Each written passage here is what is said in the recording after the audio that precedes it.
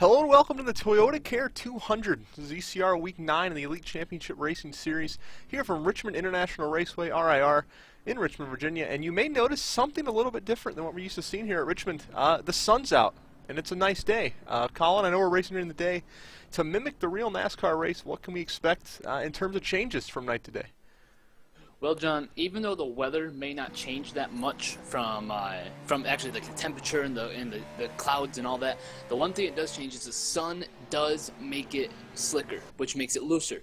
Therefore, you're going to see a lot of guys, I think, tonight. You're going to see a lot of guys very loose off the corner, through the corner, everywhere on this track. It's going to be guys sliding over, trying to find all the grip they can. It certainly should be a fun one. I know we got a bit of a late start tonight, so we're going to go ahead and get straight to the interviews and discuss things over qualifying. Colin, I know you got a few people you want to pull down here, and I'll hand the interviews off to you. Yeah, absolutely, John. I'm here, Charles Silver, driver of number 7. Charles, you're not doing too well here in practice. I mean, you're struggling a little bit. 14th, about mid-pack. What are you trying to get out of your car right now through practice? I'm just trying to get around the track at this point. I mean, I'm on probation currently, as you know, so I got that 100 laps in, I cleared that, so then I just started working on the setup to get it to where I could drive it and be comfortable. Well, absolutely, man. I mean, you've done well this season so far, and you've actually been able to hang in there. Obviously, last week's suspension didn't really pang out too well for you in the point standings, but you're still doing that. You're running well. You're running consistent. How do you feel about your season thus far? I feel like last night in the B cars was a really good turnaround point for me. I finished 15th. Just the finish was the turnaround.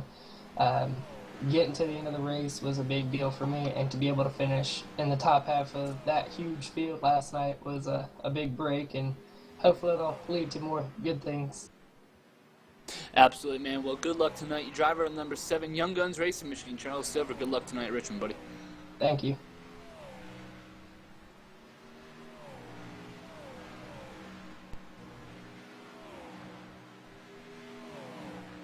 John, that was Charles Silver, driver of the number 7. I'm going to talk to Josh Mayu in the 61. Josh, you got a copy, buddy? Yeah, I got you, Colin. Hey, man, how do you feel about your car so far tonight? I see you're 21st on the grid. I know I've been talking to you. You're not too happy with it. Are you struggling with the track or the setup? What are you struggling with right now in that car? Honestly, I think it's just a little more to do with the track. We didn't have much time to change over from the night setting to the day. Struggling, it's a little loose for me, but hopefully I'll get comfortable and come home with a top 10, hopefully. Absolutely, and that's one thing we didn't mention. You were a surprise pole sitter last week at Bristol. How do you feel about your chances through qualifying and obviously through the race tonight? Honestly, qualifying, I'll probably start mid-pack. If I can just keep my head on straight, get through the wrecks, get comfortable, I should be able to do a top 10, hopefully. Absolutely, man. Josh May, you're right in the thick of that little chase battle we have going on for our final chase spot. Josh, good luck tonight, buddy. Appreciate it. Thank you, guys. And that was the driver number 61, Josh May. We will hear from, was it Aaron Vincent later, our in-race reporter? I think Aaron Vincent, yes, sir. All right, so we'll hear from him on the starting grid and getting ready to get qualifying underway. We heard Josh mention there the qualifying setup and the setup in general changing from night to day. Obviously a big change with the sun out, the track a little bit slicker, as you mentioned. These guys worked all week on a setup built for night racing, and pretty much with a drop of a hat have to change that. Yeah, John, it's definitely a curveball you get thrown, but obviously when we're here trying to mimic, real life NASCAR, that's just some of the things you get. You get those curveballs, you get those screwballs. It's not always a fastball right down the middle. You got to kind of adjust to it, and I think a lot of these guys are doing a very good job of that. And it's a level playing field as well. One thing, none of these guys had a heads up or an advantage, being that they found out the same time that NASCAR did that rain was going to have an impact. So all have the same time to adjust, and I think they're, as you said, doing a pretty good job of it. Yeah, they're all within practice, John. They're all top 30 of them. There's 30 cars out there who have turned a lap so far. I think we're going to see 28 on the grid. They're all within a half a second of each other, which is definitely a great sight to see. And speaking of times, qualifying underway, and Wayne Willard going to be the first one off. Now Aaron Vincent going to be the first one off pit road, so green flag out on the open car qualifying, and I know from the Xfinity race we held here last night, open car qualifying is a bunch of fun at Richmond. Oh, it's a ton of fun, but it's not too, I mean, I guess it's not fun if you're trying to get a hot lap in because you got a car spinning everywhere. It's fun as a fan, and it's very frustrating as a driver. It's very difficult with the braking zones and the corner speed here to stay off of someone's bumper and still get your lap down. So, just like we see here with Aaron Vincent going into turn number 1, Josh Mayhew coming out of the pits is going to slow him up. Look at Justin Bland, 33 seconds. That's not very good. Mark Figueroa jumps up a tenth faster than his practice run. Wow, what a great lap by Mark Figueroa. Notably a great qualifier here in ECR. Mark Figueroa has done very well for himself these past few weeks. Definitely one to watch. He's improving. Justin Bland up to second now. Matthew Thunhorse, obviously always one to watch here. I know we got to watch for John. I know those guys were 4th and 9th respectively in practice tonight, but they finished 2nd and 3rd last night. Is Matthew Thunhorse and Justin Fuller. They exchanged some words post-race last night. Definitely going to be maybe a little rivalry going between two of ECR's hottest drivers. And on a happier note, you mentioned 2nd and 3rd. I seem to recall there being a first 2-time winner in the Xfinity Series. Yeah, first-time winner. I mean, yeah, I guess so. Second time this season. I kind of enjoyed it. It was a lot of fun up there. Racing with the 51 partner. and the Getting out there last and night. the 6, man. It was a lot of fun. Getting himself the victory. Made a good pit strategy call. Actually, not even a strategy call. Beat him off pit road. Got some cautions down the stretch. And Matthew Thunhorse, interrupt you there, boss, but they're 1,000th of a second faster than John Knoll. And John Knoll showing on my qualifying time as another tie. He said 1,000th of a second off. John Knoll one to watch as well. He's had the qualifying and the runs. He just hasn't had the finishes to back him up. But, I mean, we can go back to talking about me now. We can go back to gloating a little bit. He had a good run last night. Held off some guys, got some good time cautions, was able to get the restarts down. Had a good race to the finish. And it was a lot of fun. The 6 and the 51 of Justin Fuller, I think he's driving the 8 tonight, but that was a lot of fun between all three of us. And Justin gave me a run for my money. He actually got by me there at one point, and I just had to do my best to cross him over. And we made contact. The 6 and him made contact a few times. It was just a fun race overall, and I really appreciate those guys racing me clean. And it was a fun race for ECR. And I know you mentioned before we got into this that Justin Fuller and Matthew Thunhorse had words after the race. There was words during the race. It was a very heated exchange. It was. We see sometimes at the Cup level that nationwide and the Xfinity Series starts, or rivalries that start in those series can spill over to Cup. I wonder if these guys, I mean, they're obviously both out there tonight, if they continue that on track in the Cup car, or if that's kind of a Xfinity only thing. Well, John, the thing is that both those drivers are very talented, both on the Nationwide and the Cup side. Excuse me, Xfinity and the Cup side. And both those guys have a lot of speed in their cars week in and week out. And I think that's going to be something to see those guys running around each other a lot this season. And speaking of talent, new pole sitter, sorry to cut you off, John Knoll leapfrogs Matthew Thunhorse. Looking for a pole in that all-white number 90 car. But you were mentioning there the talent level. I mean, it's one of those things where we kind of saw with Kyle and Brad when they got into it. You're just always around each other because you're both at the front of the pack. You're just always around each other, and you get really ticked off with each other. It's not one of those things where you have a rivalry with the guy that runs 10th all race. I mean, you're always in the top 5, and you're always seeing each other. So going forward, that'll be fun. Yeah, absolutely. It's Kevin Cook in 3rd right now, Matthew Thunhorse 2nd, Mark Figueroa 4th, and Justin Bland was 24th, John, in practice, 5th on the grid. Got himself one good qualifying setup, number 65 machine. He's rolling off now in that stand up to cancer machine, looking to get another lap in here, see if he can get on a bit of a roll here, get that pole. Yeah, John, beautiful paint scheme there by the 65. I know he worked hard on it. I know he's proud of it. A little Steve Burns tribute from last week, and obviously Chris Perryman. And it's just a great paint scheme, I think, for those guys. And it's very well done as well. It's a very nice looking paint scheme. Sticks with his colors as well. Looking a very nice machine out there. We see a lot of nice paint schemes here week to week. I know we always touch on it. Very well done, very good looking group of cars. Certainly a fun thing to look at as we go through qualifying here. Jumping around, always a favorite, the 45 of Kevin Cook, that Star Wars machine. I know that's a fan favorite. Back there on the Facebook page, people love that. But our pole sitter right now has no paint scheme. The number 90 of John Knoll running the all-white. Hey, update your trading paints, mister. Oh, did he grab one? He did. He has an AutoZone. We're gonna go on the.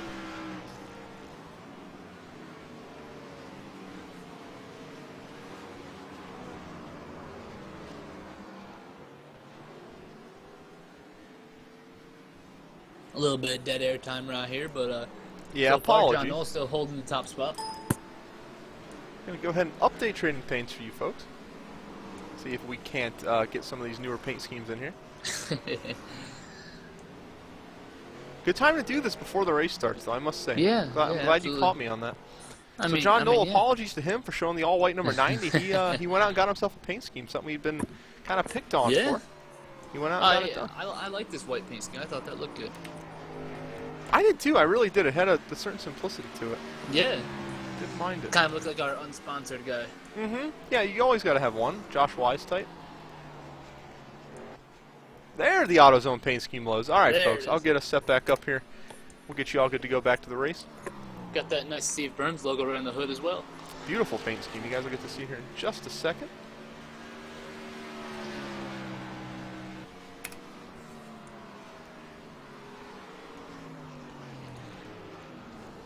You want to give him a quick update on qualifying, Colin? Do we still have the same front runner? Yeah, absolutely. We got John Knoll, Matthew Thunhorst, Kevin Cook, Mark Figueroa, and Justin Bland still your top 5. Anthony Titchener, Jeremy Rubin, AJ Scarborough, Douglas Hessen, Rob Burns round out the top 10 so far.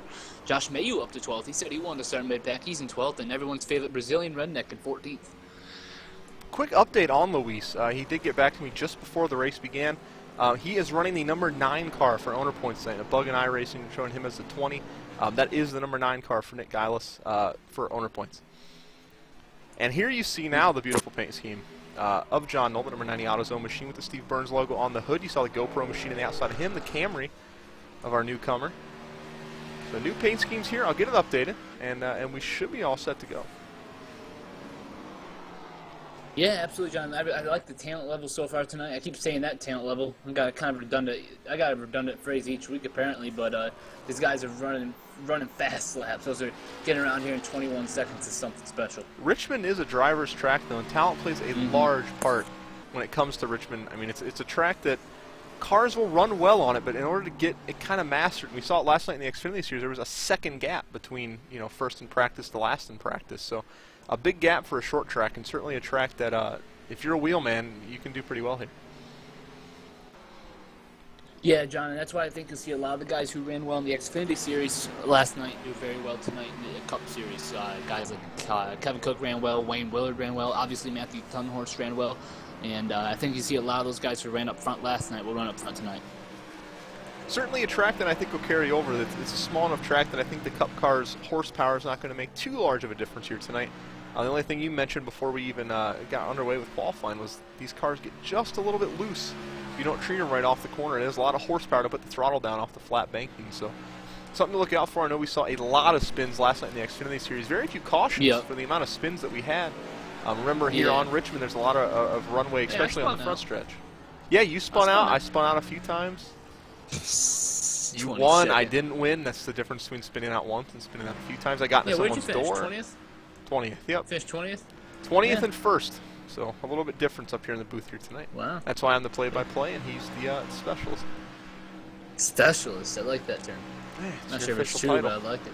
Hey, I mean, I may have won, but Matthew Thunhorst still holds the points lead there. And if he keeps doing like he's doing in this Cup Series, he'll have the points lead in both series before long. Second here in qualifying. He's pretty much finished nowhere but second all year long. I know we like to poke fun at him for it. But certainly doing a fantastic job. We picked on him about last night. I mean, his beautiful second place finish to yours truly. If I could finish second every race, I must say that I wouldn't be too upset. You finished in I finished second last night John with a 0 Knoll, after it. ran So 21.013. what a lap! Wow. That is one heck of a lap right there by John Knoll. I don't think anyone's going to be able to top that. I don't think so either. Picking up 700s here at a short track is easier said than done. So watch Jeremy Rubin. He's trying to tear it up. He's running 5th right now. He's only 300s off of moving up to that 4th position. Although starting on the inside here is not a bad thing. So I'm not sure you want to move up unless you can leapfrog to 3rd. I don't know. I kind of like the outside last night, John. If the inside lane can hold their line on the bottom, obviously I want to point out that we are not NASCAR drivers here. We are not the best of the best. We are iRacers, and we do our best every week. So sometimes you can't hold your line as well as most people would prefer. But if the inside lane can hold their line on the bottom, John, I think the outside lane could prevail in some restarts. And you mentioned just the talent level there, but the netcode as well. Netcode plays a part in all of sim racing, any kind of online, anything really, not even just racing, but input lag and things like that will always play a factor when there's cars this close. But qualifying's ended. John Knoll, your pole sitter. Matthew Thunhorst, 2nd. Kevin Cook, 3rd. Mark Figueroa, 4th. And Jeremy Rubin, trying out your top 5. Yeah, if you notice, John, I feel like those are the same top 5 every week. It just seems that way, doesn't it? These guys are certainly good at qualifying, no doubt about that. Yeah, absolutely. Well, John, as these guys start to grid here, I'm going to see if we can get a hold of Aaron Vincent in the 49. See if we can get a hold of him. Aaron Vincent, you got a copy, buddy? I got you, 10-4. All right, man. We saw that Lowe's machine go to the back to front on Sunday. Can you do it tonight? Well, I'll tell you what, it's definitely going to be a wild 200 laps around Richmond, and this Haters Make Us Famous Lowe's Chevy tonight. This track's basically a longer version of Martinville's, so there's plenty of opportunity banging cars around. The name of the game is going to be focusing on speed through the corners and not the straightaways. Honestly, that's where I'm going to hope to win the race tonight. Like you said, I'm pulling double duty this week after racing in last night's Xfinity Series. I was able to learn patience is key. You got to have throttle control coming out of the corners. This track's like a cobra. It'll come right up and bite you if you're not ready. Absolutely, man. Yeah, you're 16th in practice. You're 17th on the grid, so very consistent a night so far to you. What do you hope to improve on throughout the night? Obviously, it's not where you want to be right now. You want to get up there inside the top 5, top 10. Well, so what are you going to do to try to change and work your way through the field tonight? Yeah, this qualifying position is definitely not where I wanted to be. I was struggling with some tightness issues there towards the end of practice, so I'm just going to do my best to make my way towards the front, drive smart and drive safe and just do what I can. Absolutely, everybody. That's Aaron Vincent in the 49 Lowe's Chevy tonight for Haters Make Us Famous Racing. He's going to roll off 17th. One interesting thing of note here as well, Colin, they do run the 2 pace laps, so a little bit more nerves set in here for these guys. You have to run the 2 laps double file before you get green here. It's a big field tonight. I just want to point out to you that we said nobody was going to beat John Knowles 21:01. He beat it. Did he actually? Yeah, he did. He did. He ran a 21:00. Wow, John Knoll is fast. John Knoll. He is fast, John. He's going to start on the pole tonight. Matthew Dunhorst is going to start 2nd. Kevin Cook 3rd. Mark Figueroa 4th. And Jeremy Rubin with another solid starting spot in the top 5. And I have Anthony Fisher starting on the outside of him. Tim Bland's going to start 7th. Johnny's going to start inside row 4. And Douglas Hess is going to start 8th. AJ Scarborough is going to start 9th. Rob Burns still up there in the points battle. He's in 10th. Luis Salmazo, everyone's favorite Brazilian redneck, he's going to start on the inside row 6. It's Matthew George, is going to be on the outside of him. Not Matthew Dunhorst, John. Charles Silver is going to start 13th. Sean Medling, 14th. We missed him last week. Josh Mayu, 15th. Chuck Harrell, 16th. Aaron Vincent, we just talked to him. He's going to start on the inside of row 9. Wayne Willard to the outside of him, hoping to get a consistent run tonight. Corey Chapman, 19th. Matt Moritz, 20th. Christopher Coy and Caleb Sheets, 21st and 22nd. And John Vandergrift's going to start 23rd with Nick Groth, George Price, Stephen Massey, and Josh Wallace rounding out the rest of the field, John, as these guys get around one more pace lap. A few quick things to note here again. Luis Salmazo driving the number 20 machine. That is the number 9 machine, although it is showing the number 20 on the door. That will be for the 9 owner points. For Nick Geilis, again, one of the largest fields we've had here all season long. Got, 30-plus cars gridding here tonight, so a huge field. We expect a lot of fun racing. We are at Richmond. It is a daytime race, so certainly a lot of things to keep note on. A lot of fun. It's going to be a blast, folks. They roll out of turn number 2 here. The pace car's still on the track. Obviously, those 2 pace laps they're running. Drop the green flag here in just a second and get week number 9 underway. Looking Matthew Dunhorst up front, still looking for that first victory. Yeah, John, after tonight, we are going to be 1/4 of the way through the field, or through the season. I'm really excited about the season so far. 9 weeks, going to start the race tonight. Gonna be a blast. The pace car's off. The field comes out of turn number 4. John Knoll, first pole of the season, and he's gone with the new number 90 AutoZone machine. Yeah, John, wheel spin's going to be playing a major factor tonight on the restarts. A lot of guys may start in 3rd gear to prevent that wheel spin. Look at John Knoll getting through 1 and 2 very easily, side by side behind him for 2nd. One thing I like that Aaron Vincent mentioned in his pre-race interview is that this track is like a cobra, and it really is, especially to turn number 2. That wall comes out of absolutely nowhere, and it gets on you so quick. Something to watch all night long. These guys are going to have some beat-up right front fenders because that turn 2 wall is so unforgiving. Absolutely, John. And like you mentioned last night, I think you said you think the guy who's going to win is going to be the guy with the least amount of damage on his car, and I feel like that's going to be very similar tonight. It is a short track. It is a lot of beating and banging, but John Knoll was really pulling away and opened the lead up here after 2 laps. Well, like Aaron again mentioned, it's very similar to a bigger Martinsville. It's Martinsville, but yes, stretched out a little bit, and obviously at Martinsville, You're going to get damage, you're going to get bumped, banged, you're going to hit the wall a few times, you're going to have some issues, but it's the guy that can maintain the best and bring home the best finish with his beat-up race car is going to have a good night. And so I think tonight you're going to watch that and see guys that just keeping the fenders on the race car is going to get you a good finish here. Matthew Dunhorse John restarted on the outside of front row. He fell back in line in 5th place. So we're going to see a lot of comers and goers. We saw on Sunday kind of mimic good old Larry McReynolds, but we're going to see a lot of comers and goers for sure tonight. Especially with that daytime sun out there, these guys, short run setup might be fit for it, the long run setup might not be. So something to keep an eye on as these guys fade in and out. One guy moving forward right now is no surprise. Anthony Thitcher up to 4th position from his 6th place starting spot. Yeah, John, he's really making some moves. Another guy making some moves in back of the field a little bit is Nick Groth. He's up to 20th after starting 27th, as well as Sean Vandergrift making his Cup Series debut tonight. He's gained 4 spots in the 19th position. A lot of good battles going on, but we're also seeing a lot of single file racing at the same time. And sometimes, John, you don't need to be side by side to have a good battle with somebody. No, not at all. This is a track that side-by-side racing is not going to be common here. Obviously, in the real Cup Series, you can do it because of the rubber buildup and things like that. But coming here tonight with the setup, the way it runs here, and without the rubber buildup, the best battle you're going to see is working somebody over lap after lap on their bumper and then getting back to them. Yeah, going back to what Aaron Vincent said, John, about kind of like a Martinsville type track, very similar to Martinsville. He said, I think you're gonna have to see guys to complete a pass. You're gonna have to kind of dime in the corner and get a good run off the corner, and then dive it down into the next turn to be able to complete a pass. I think it's certainly on a track where you can just go out there. It's not like a mile and a half. You can just go out there and catch a guy and pass him in a lap. It's like you said, you really have to work your corner and find the right spot to make your move, as opposed to just maybe drive it up and passing somebody, learning their line, where they're slow, where you're fast. And really the name of the game here, just like Martinsville, is getting to someone's inside. And once you're there, it's hard to hold them off. Yes, John, it really is. And it's hard racing. It's fun racing. I know a lot of people grew up on short tracks just like this one, and it's not much bigger than the ones you guys see every Saturday night whenever you go out to your local dirt track or anything like that. It's not much bigger. It's only 0.75 miles. But these guys are doing a great job if they're working lap 10. And the way this track is built as well, it's not anything crazy like you see at Bristol or anything really unique like you see at Martinsville. This is pretty much as cookie cutter as a short track gets. It's big, wide, sweeping corners, short straightaways, tight walls.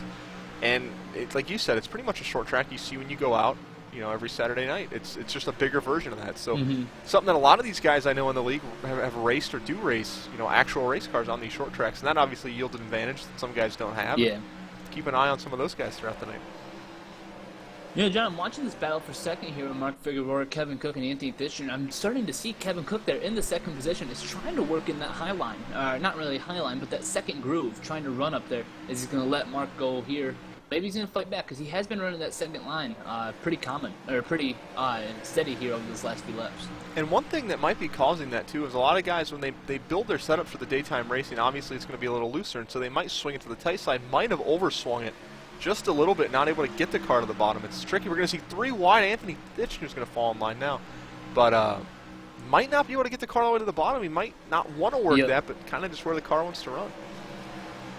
Yeah, John, you can't really force the car to do what you want to do. It's kind of just to let it happen and, I guess, go where it goes.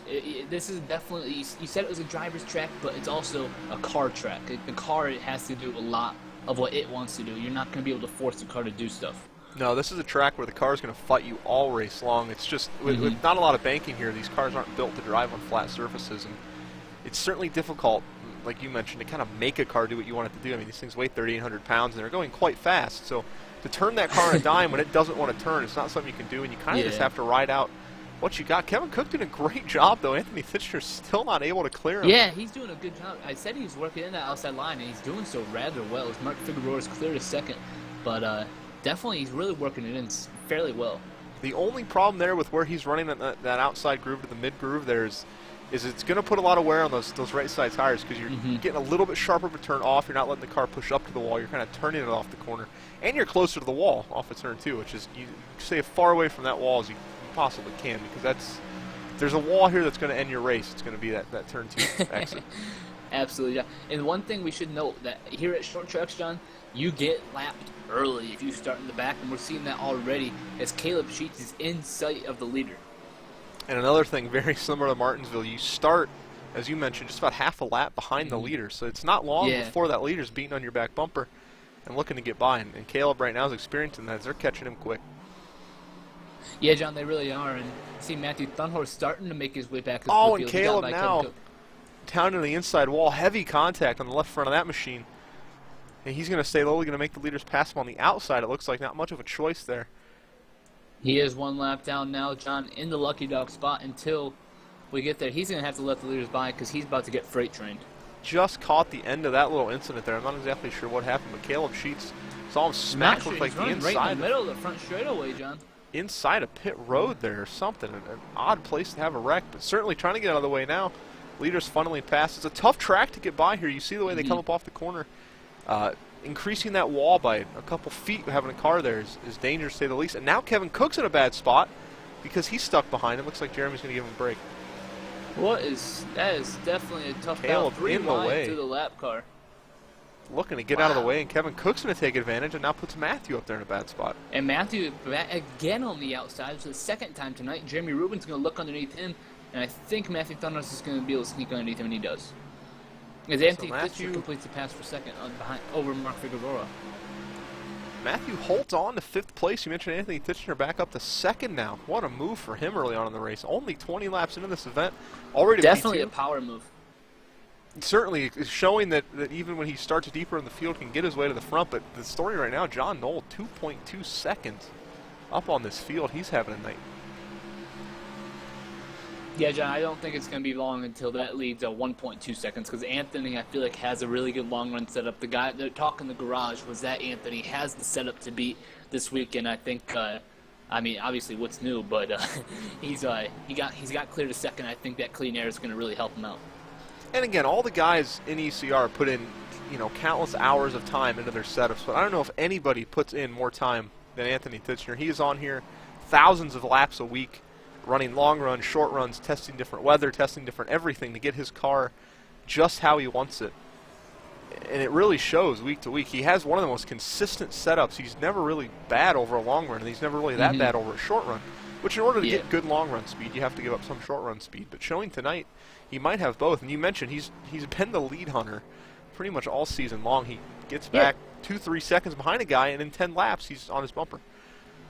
Yeah, John, he has just been absolutely insane. He has 8 starts this season, 3 wins, 4 top 5s, 5 top 10s, and an average finish of 9.4. That is remarkable, a 9.4 average. He's averaging 35 points a week. That is just absolutely insane. And with those wins, he's already well locked in the chase. Now just looking to run away with the points lead altogether. As Justin Bland, John, I'm not sure if he lost connection or what, but he's 2 laps down in 26th. So a tough break for Justin Bland, a guy that ran well in qualifying, but you mentioned not showing as he's in the server. He'll go 3 laps down. Maybe some connection issues there for Justin early on. Yeah, that's obviously not anything you want to wish on anybody at iRacing. Everyone knows that nothing ticks you off more than having your connection drop out, John. I think I know that quite well.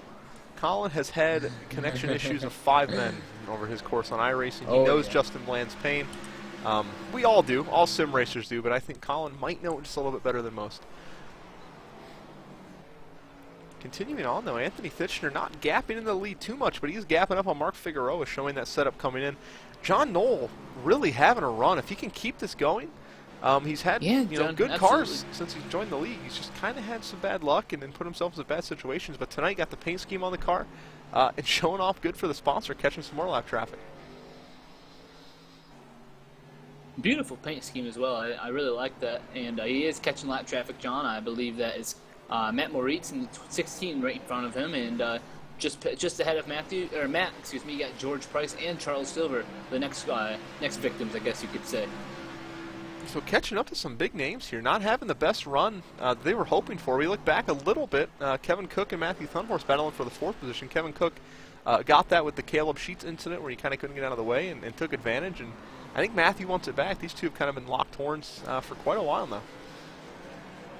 Yeah, they really have, John. It's been a good battle throughout the entire race so far. And you mentioned some big names in the back of the field, perhaps Sean Medling and Rob Burns running 8th and 9th. Aaron Vincent, we talked to him. He's running 14th. Luis Salmazo 16th. Matthew George 17th. Some of these guys have a good points standings so far. Running in near the back of the pack, Charles Silver and George Price battling for 22nd so far, the last car on the lead lap. Certainly not where you want to be. You mentioned how quick you get lapped here. If you're struggling, you're going to pay for it pretty quick. And right now, those guys are hoping for our first caution in the race. So far, caution-free, 31 laps into this event. I was pleasantly surprised last night with the lack of caution, especially early in the race. Richmond, generally a track known for kind of its beat-em-up racing, but early in the season, guys, very respectful. I think they're doing the same thing here tonight. Yeah, absolutely, John. It's definitely a fun race as Anthony really dives it in underneath there in turn 1. Oh, John Knoll got a little loose. We've got some good battles everywhere on the track. Nobody. And the thing is about John, about Richmond is that you're never safe with the different bankings and the different corners. You're never in the same corner 2 times in a row. It's just the throttle control. Everything about this track is that you are never steady. You always have to be on your toes.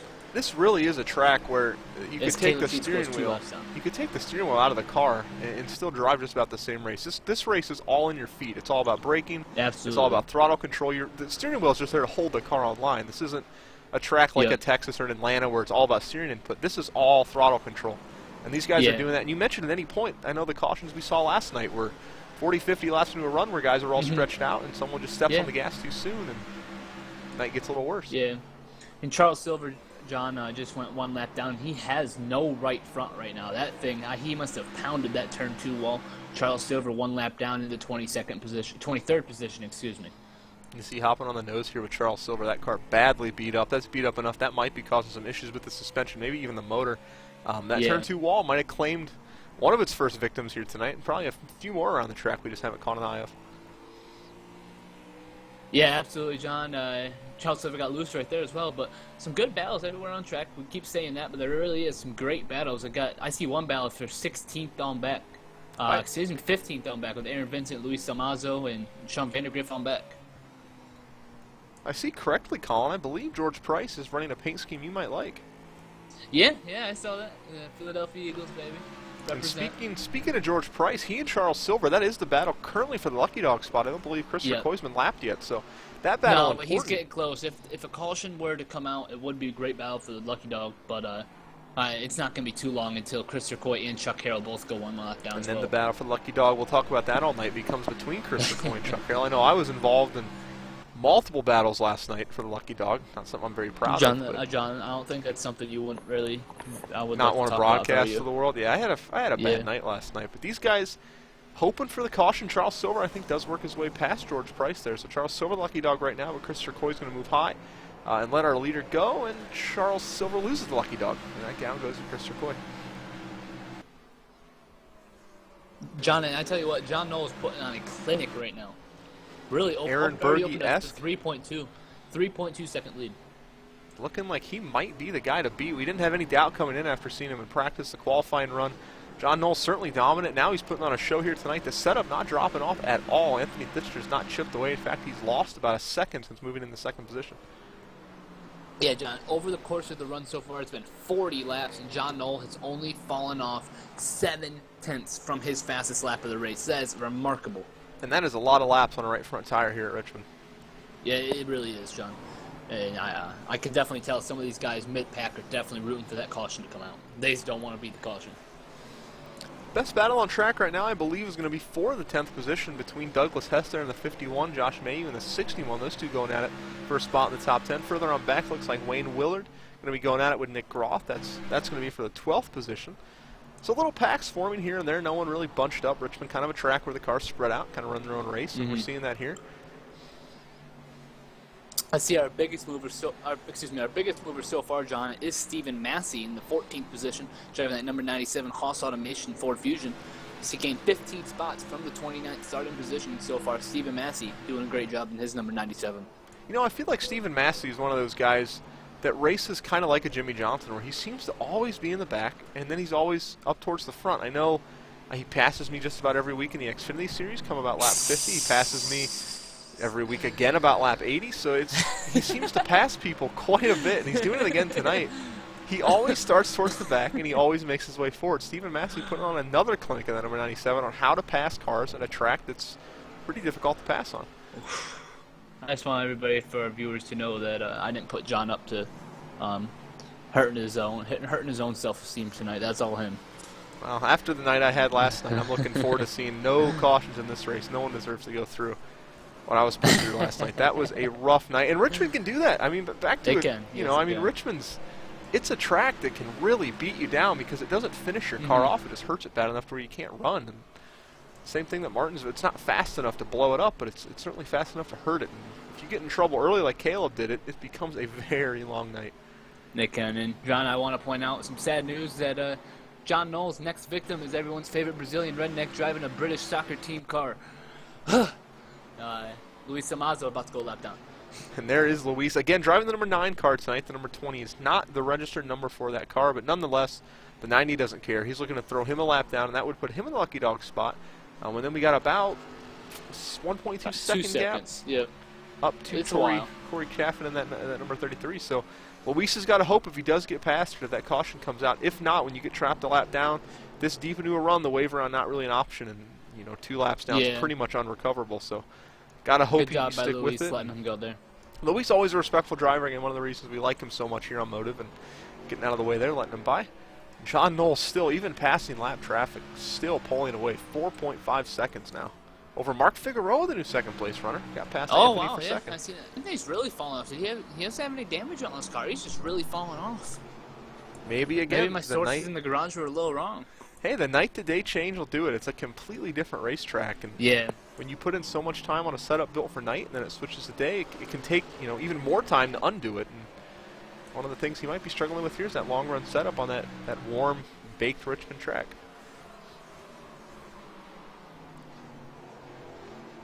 Kevin Cook still running 4th. Jeremy Rubens moved past Matthew Thunhorse. Sorry to Nick Olson there. Up into the 5th position. So Matthew dropping back to 6th. Probably the worst. He's run this early in a race all season. He's always been pretty much top 3 consistently in the first half of races. And tonight, struggling a little bit finding the groove of this racetrack. Jeremy Rubin, though, moving forward.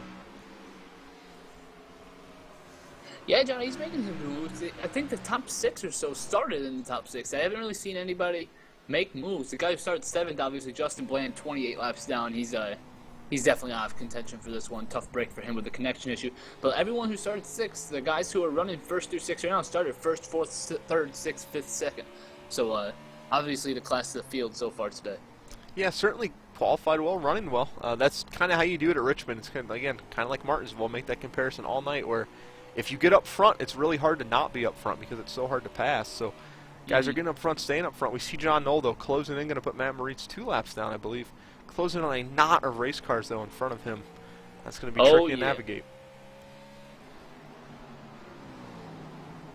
Definitely does not look fun, I'll tell you that much. Passing lap traffic here is not quite Bristol bad, but it can be challenging. Again, even if they let you go, exiting with 4 feet less room on the racetrack with a car outside you is extremely difficult. And those guys are not letting up. They're, contact between Aaron Vincent and the 50 of Matthew George. So these guys not carrying the leaders behind them. Looks like pushing in the back bumper of the 50 They can't, machine. John. They literally can't. We're already a quarter of the way through this race, and we've been green for 20 minutes. Yeah, and the way it's going too with the green flag run, these guys go a lap down and have to pit under green, and they're 2 laps down. And once you go 2 laps down, I mean, as I mentioned, it's really hard to recover when there's multiple cars 2 laps down. John Knowles there, side by side, the 33 and the 50. We'll see if one of them gives, but like you said, I can't imagine they would. And you just can't, John, if you're that guy. I mean, right now, Matthew George is doing so well this year. I mean, he's just done so well. You can't let somebody by, obviously, like in that Corey. situation. Corey didn't get your memo. He pulled way low and braked and let him go. Corey not looking to make any enemies here tonight, letting him go. It looks like Matthew George maybe with a little more fight in him. Matthew's 5th in points, John, 23 points out of the points lead. He kind of has to race him. 2 orange cars going at it right now for obviously one lap down. And honestly, it looked like John Knoll made a move, and Matthew thought about throwing a block for a split second there. A little wheel out of that 50 machine. Can't say he was or not, but looked like the thought crossed his mind. Yeah. To maybe try to stay on that lead lap a little longer. Sometimes the thought does. You kind of have to.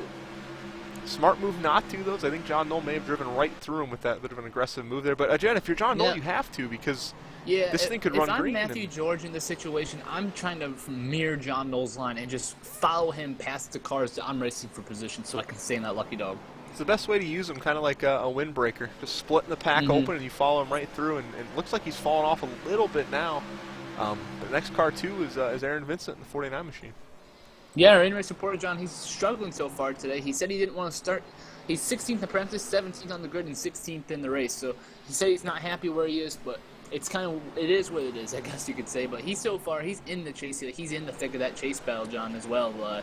Not doing too well. He's 8th in points, but only 30 points in front of that chase cutoff. Yeah, tight battle around that chase cutoff line there. These guys are going to be doing that all season long. With Anthony putting on the clinic the way he is, some of these other guys showing up every week, very well could see half the chase grid filled on points. So a lot of battles going on points racing-wise to get in. And Aaron Vincent's going to look underneath Charles Silver at the same time. John Knowles trying to get past the 49. And John Knowles has Silver to might be be in the way up patient. there. He has to be patient here. You have to be. 5-second right. lead. He can't be diving 3 wide, doing anything dumb. He's not. At this point, the lap cars are going to be in between you and second place. You're going to be come out of the as long as you don't speed or anything like that, you're going to come out of the pits with the lead. John Knoll gets loose, gets into the back of the 49. Yeah, the 49 holding him up big time. Look at the defensive line he's taking. Now he's going to break. I think he doesn't want to give up that inside line, John. Yeah, looks like he maybe let him go just a little bit there. Tough Aaron Vincent battle there, though. And like you said, you can't blame him. We could run green for 150 laps, and all those seconds you can have to the lead are very important. Yeah, John, they definitely are a major factor, and you kind of just have to hold that bottom line. Because as I mentioned, Matthew George could very well be using the leader as a pick of sorts, or I guess as a pick. And the 49 probably figured that was what's going to happen, and he just needed to hold on so far. Well, John Knoll does work his way past the next car. He's 2 with Sean Vandergriff making his Cup Series debut here. He's going to lap him in 15th position. He'll have lapped all the way up to the 14th place car, and Stephen Massey, who's got a little way to catch, but currently only 15 cars on the lead lap. A long green flag run will breed that kind of racing, and John Knowles picking him up and putting him down. Yeah, absolutely, John. But we got a great battle on track for 12th, 13th, and 14th. Douglas Hess, Wayne Willard, and Stephen Massey. Great battle on track right now. And while we were watching that as well, Anthony Thitcher has fallen back to 4th. The battle right now for 2nd, Mark Figueroa, Kevin Cook. Anthony Thitcher's 10 seconds off your lead. Wow. Not something wrong with that race car, not at all when he wanted to do that. We say something wrong, but he's running 4th. Sorry, guys, we're just not used to Anthony not running first. Yeah, with Anthony anywhere but 1st or 2nd, something's wrong with the race car. And Anthony, I know he's kicking himself right now that he's running 4th. That's the type of racer he is, and not happy with the race car. He's looking to lose 5th now. Jeremy Rubin all over. Yeah, Anthony, we talk about comers and goers, John, and he raced his way up to 2nd, and now he's kind of fallen off. Contrary to what my thesis was, but he's definitely fallen off. And his teammate AJ Scarborough up to 7th right now. He's closing in on this battle. Looks like Anthony now just pulling over, letting the 34 go. The 6 wants it as well. Back to 6th place, Anthony, after being up to 2nd. Something wrong with the long run setup on that car. We praised his ability to build one earlier, but the night day change may have gotten the best of him here, so fall back into 6th, and now AJ Scarborough set his sights on him. Yeah, absolutely, John. We got a great battle going on for 2nd right now. Mark Figueroa and Kevin Cook, the 00 and the 45, going at it for 2nd place. And that is letting John Knowles stretch out just a little bit. He gained about a 2nd over the last 5 or so laps, up to a 6-second lead. And again, with the way this race is going, very well could be important. If we see green flag pit stops, you want all the lead you can get, and we're coming up on them here before too long. Yeah, John, I don't think we're going to get to it. I think green flag pit stops, if my math is right, it's roughly 110, 115 laps or so. That's going to be a stretch if we can make it that far. And again, as the tires wear and as these cars get a little bit more uncontrollable, the caution rate does go up. So as Colin said, very good chance we might see one. If we do, though, I can't imagine it'd be from a contact and a crash. Cars pretty much gapped out, which a lot of times can be the worst position to be in as your tires get older.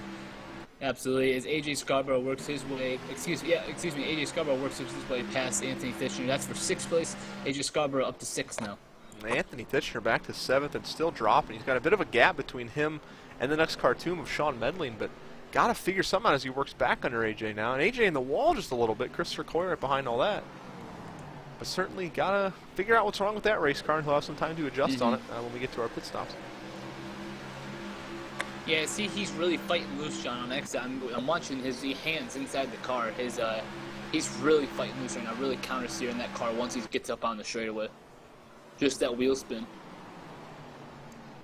And Nick Olson calling out in our chat, the 48 car running your Eagles paint scheme tonight. George Price showing 3 laps down.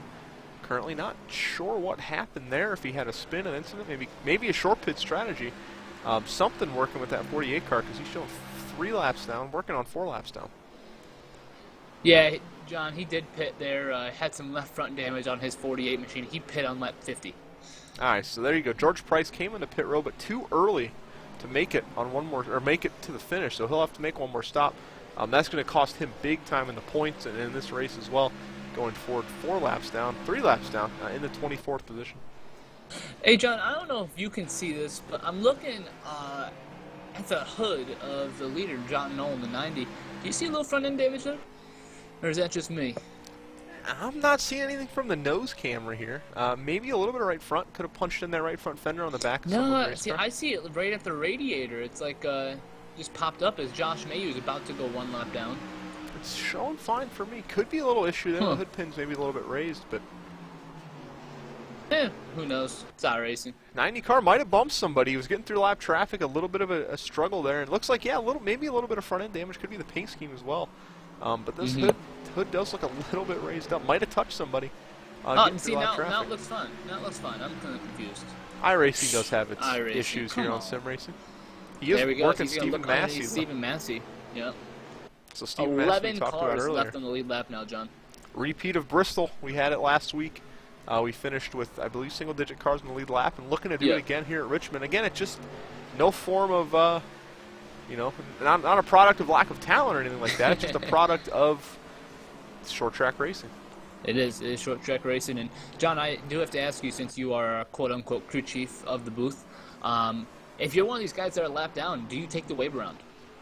At this point, I don't think you can, because at this point, if you take the wave around and it's had such a green flag feel to it, and you don't get your caution, you pit, and you're pretty much going 2 laps down at that point. So this late in a run, I mean, maybe if you're desperate and you think you have a car that can hang, but you really have to hope. If you take it, you only have maybe 30 laps to get a caution, and then right now, these guys really not racing that hard. From a driver's perspective, I feel like you have to. I feel like it's your only shot at a good finish, yes. Yeah, because, I mean, if you're the only way you're going to get on the lead lap, it's that way. And obviously, I think once we get one caution, if we get one caution, I think once we do, you're going to have multiple cautions, bang, bang, bang, back to back to back, because cautions breed cautions. It's just simple as that. But I just feel like if we get one caution, we're going to have a few, and I would take the way around if I was a... The caution comes quickly, I'd say, yes. Anything after lap 90, though, you're pretty much going to be running on fumes and stretching it kind of far. But, yeah, I mean, I could see taking the wave around here. That's why I'm the driver, you're the crew chief. I'm not, dude. I'm a driver. I can't crew chief. You're asking me to make these calls. If I had to make these calls, I pit every time. You know me. I know. Conservative. I take my 4 tires and fuel. And I would here, too, because I think with the way this race is going, again, you're going to be able to get a good finish even a lap down. There's only 11 cars left on the lead lap at the moment. So you're going to be able to finish all the way up to 12th right now, a lap down. Getting back on the lead lap doesn't really benefit you that much for the gamble you take. And I just want to point out, John, that while this is all going on, Anthony Fitchner is about to go a lap down. In the 8th position, 20 seconds off the leads, Anthony Fitchner in that 87 car. And Anthony Fitchner struggling. No damage on the race car, nothing wrong with it. And again, we get called out every week for talking about him so much, but he really is the story, the kind of the personality driver. He's aggressive, he's fun to watch, and he's always up front. When something like this happens, it's quite odd. He is. Hey, I don't know if something's wrong with that car, that setup. His team drivers are driving 6th and 7th in front of him.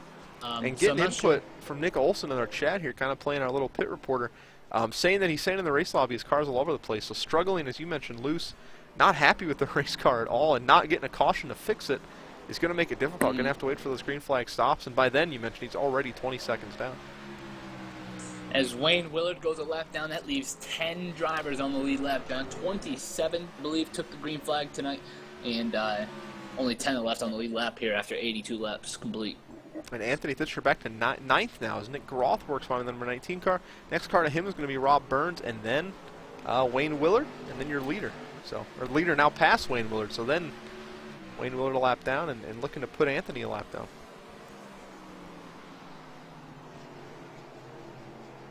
Certainly a struggle tonight for some of these guys, not going it all the way that they had planned it. John Knoll having one heck of a night, but everybody else struggling. Battle for second place, Mark Figueroa, Kevin Cook going at it. They're probably getting a little tired of seeing each other's bumpers. They've been battling now for the past 40 or so laps.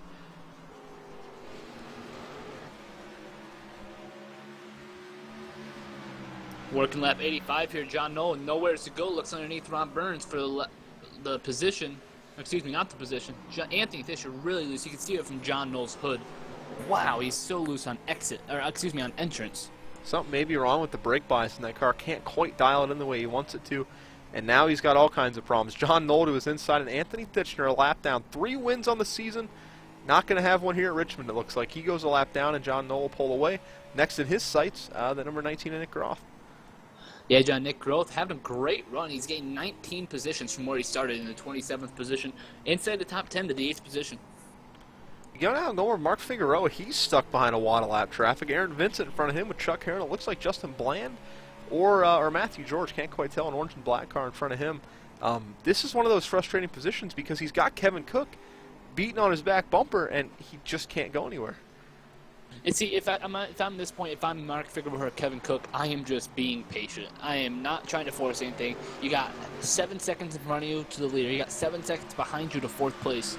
I'm just taking it easy. I was just going to say, at the position they're in, you could lose 5 seconds passing lap cars and still not be in a battle for position. So, I mean, these guys, honestly, if John Knoll's not in the race, these guys are just running away with it. They got a 7-second gap on 4th position, but John Knoll having a day, kind of like we saw at the Masters. Take all the fun out of it. Crossing over sports here, back to the golf at the Masters with Jordan Spieth running the way. All the other guys in 2nd, 3rd, 4th are winners any other day. Yeah. But not today, as John Knoll ripping this one apart, leaving everybody in the dust. But yeah, Mark Figueroa, Kevin Cook, 6-second lead.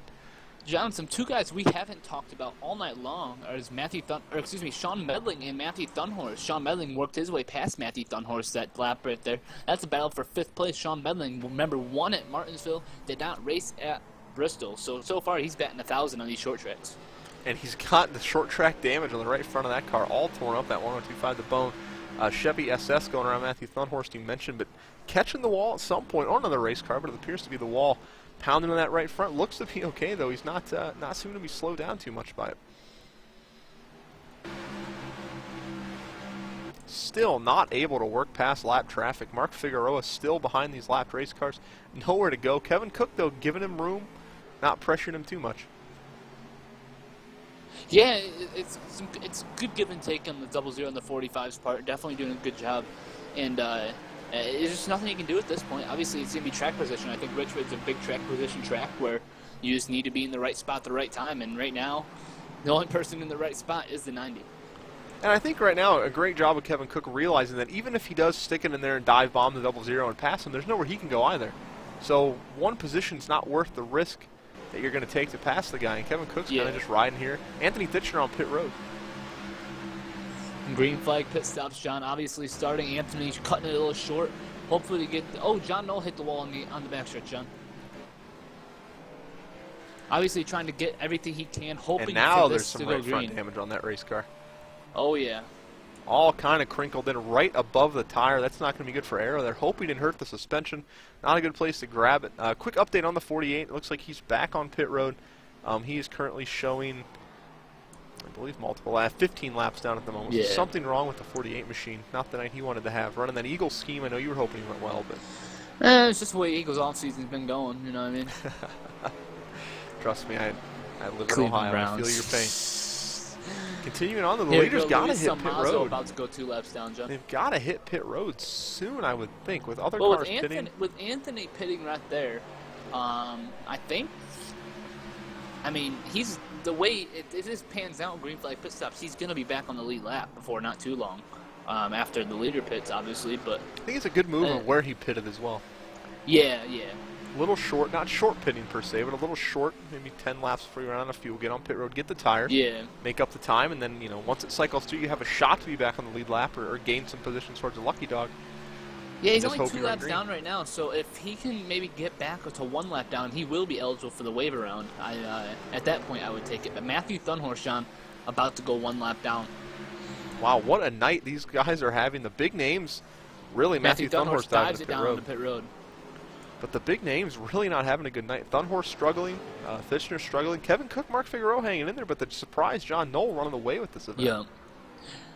I do want to point out, John, that if this race were to end where it is now, Kevin Cook would be your outright points leader. Which is amazing because Kevin Cook's a guy that hasn't really had a ton of overwhelming success, but No. he's just had the He's on- finishes.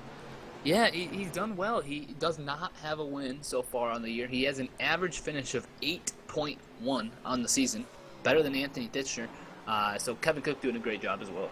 And again, that comes down to the two type of racers you see week in, week out, even in the Cup Series. You've got guys, you know, like Kevin Harvick, and I compare it to this series, Anthony Titchener, kind of that driver that either wins or seems to have a problem and finish, 35th or whatever it may be. And then you've got guys like Kevin Cook that kind of go out there, they run their race, and they kind of just finish 5th, 6th, 7th every week. And next thing you know, they're leading the points, just like Christopher Cloy we mentioned last week.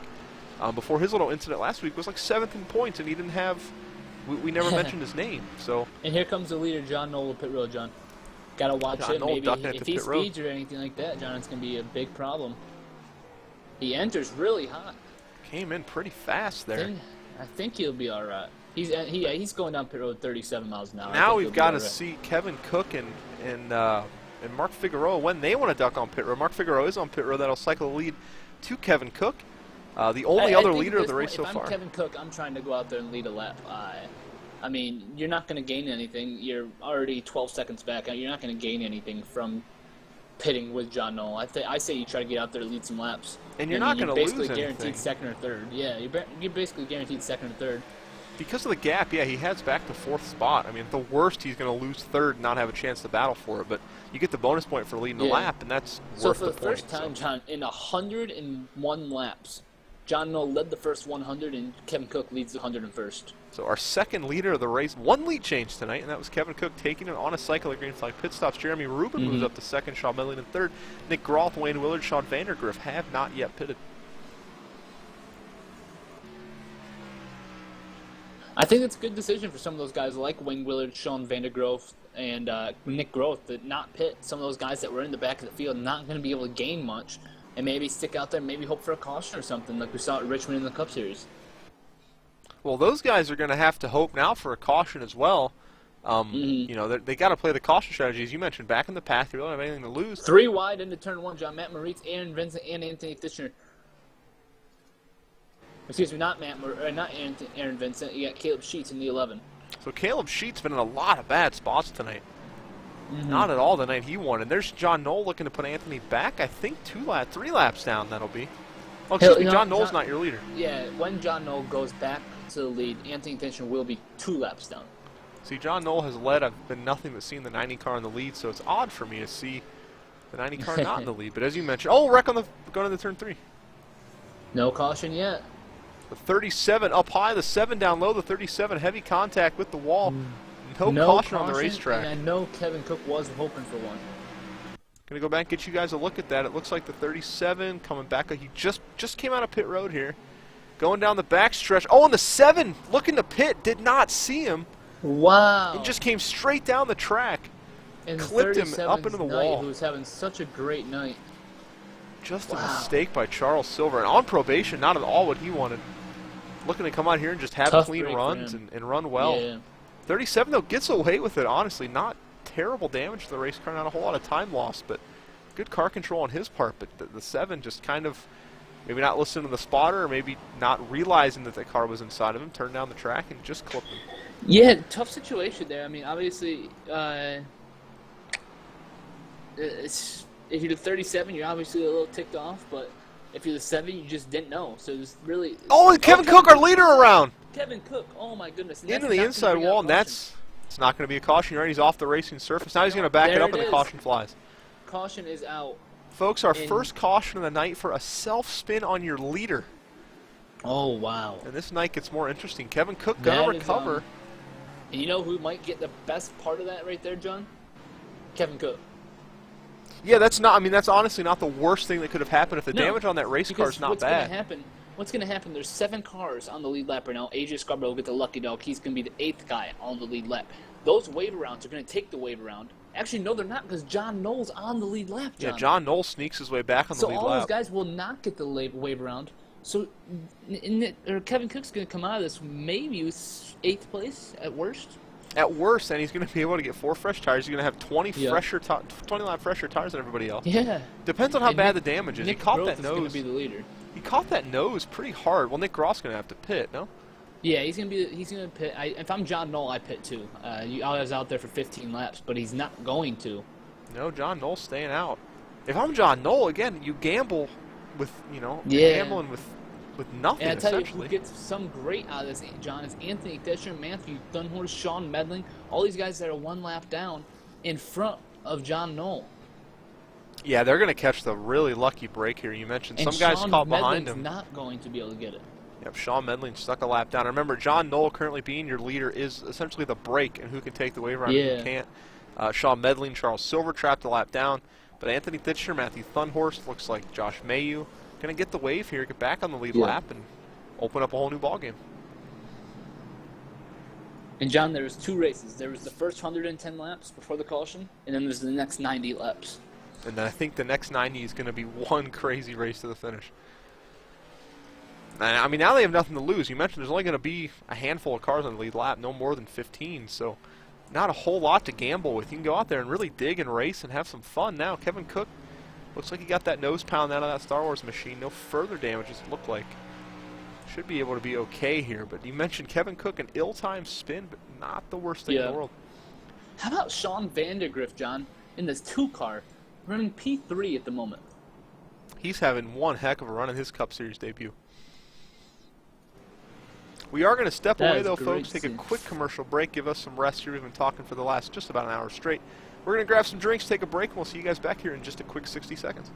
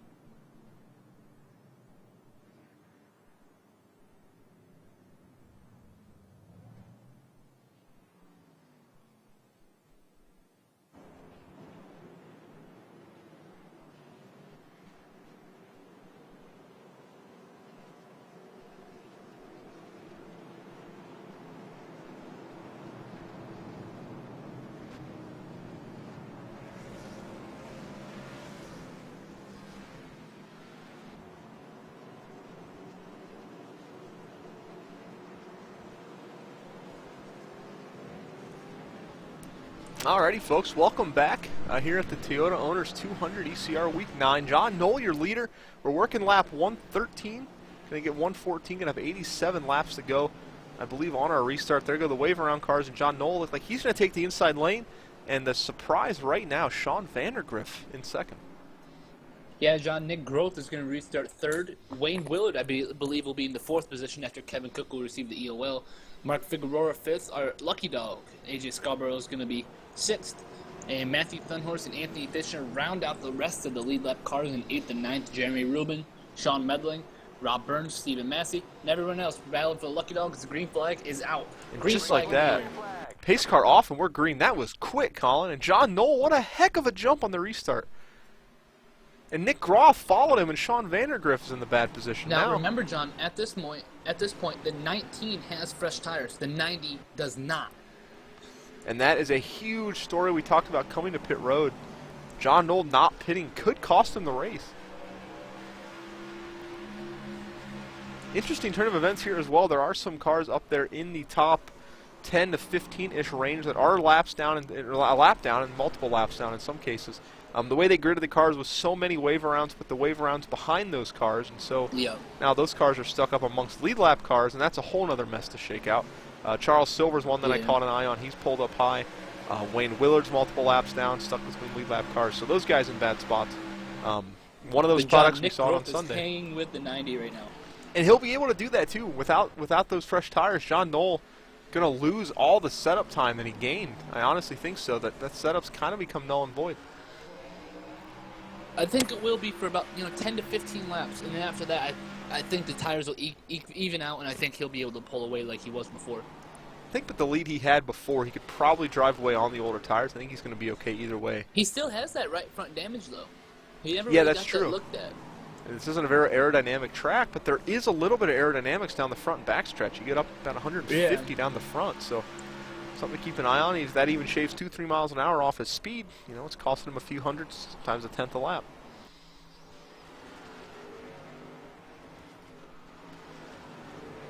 You see Mark Good run for Figueroa. Nick Gross so far. He's gained 25 spots since the start of the race. Sean Vandergriff has gained 20. Wayne Willard has gained 14, excuse me. And they're running 1, 2, 3, 4 so far. So good race by a lot of good drivers tonight. I do want to make a quick correction and an apology. I didn't spot Wayne Willard actually on the lead lap and in the 4th position. I mentioned he was multiple laps down.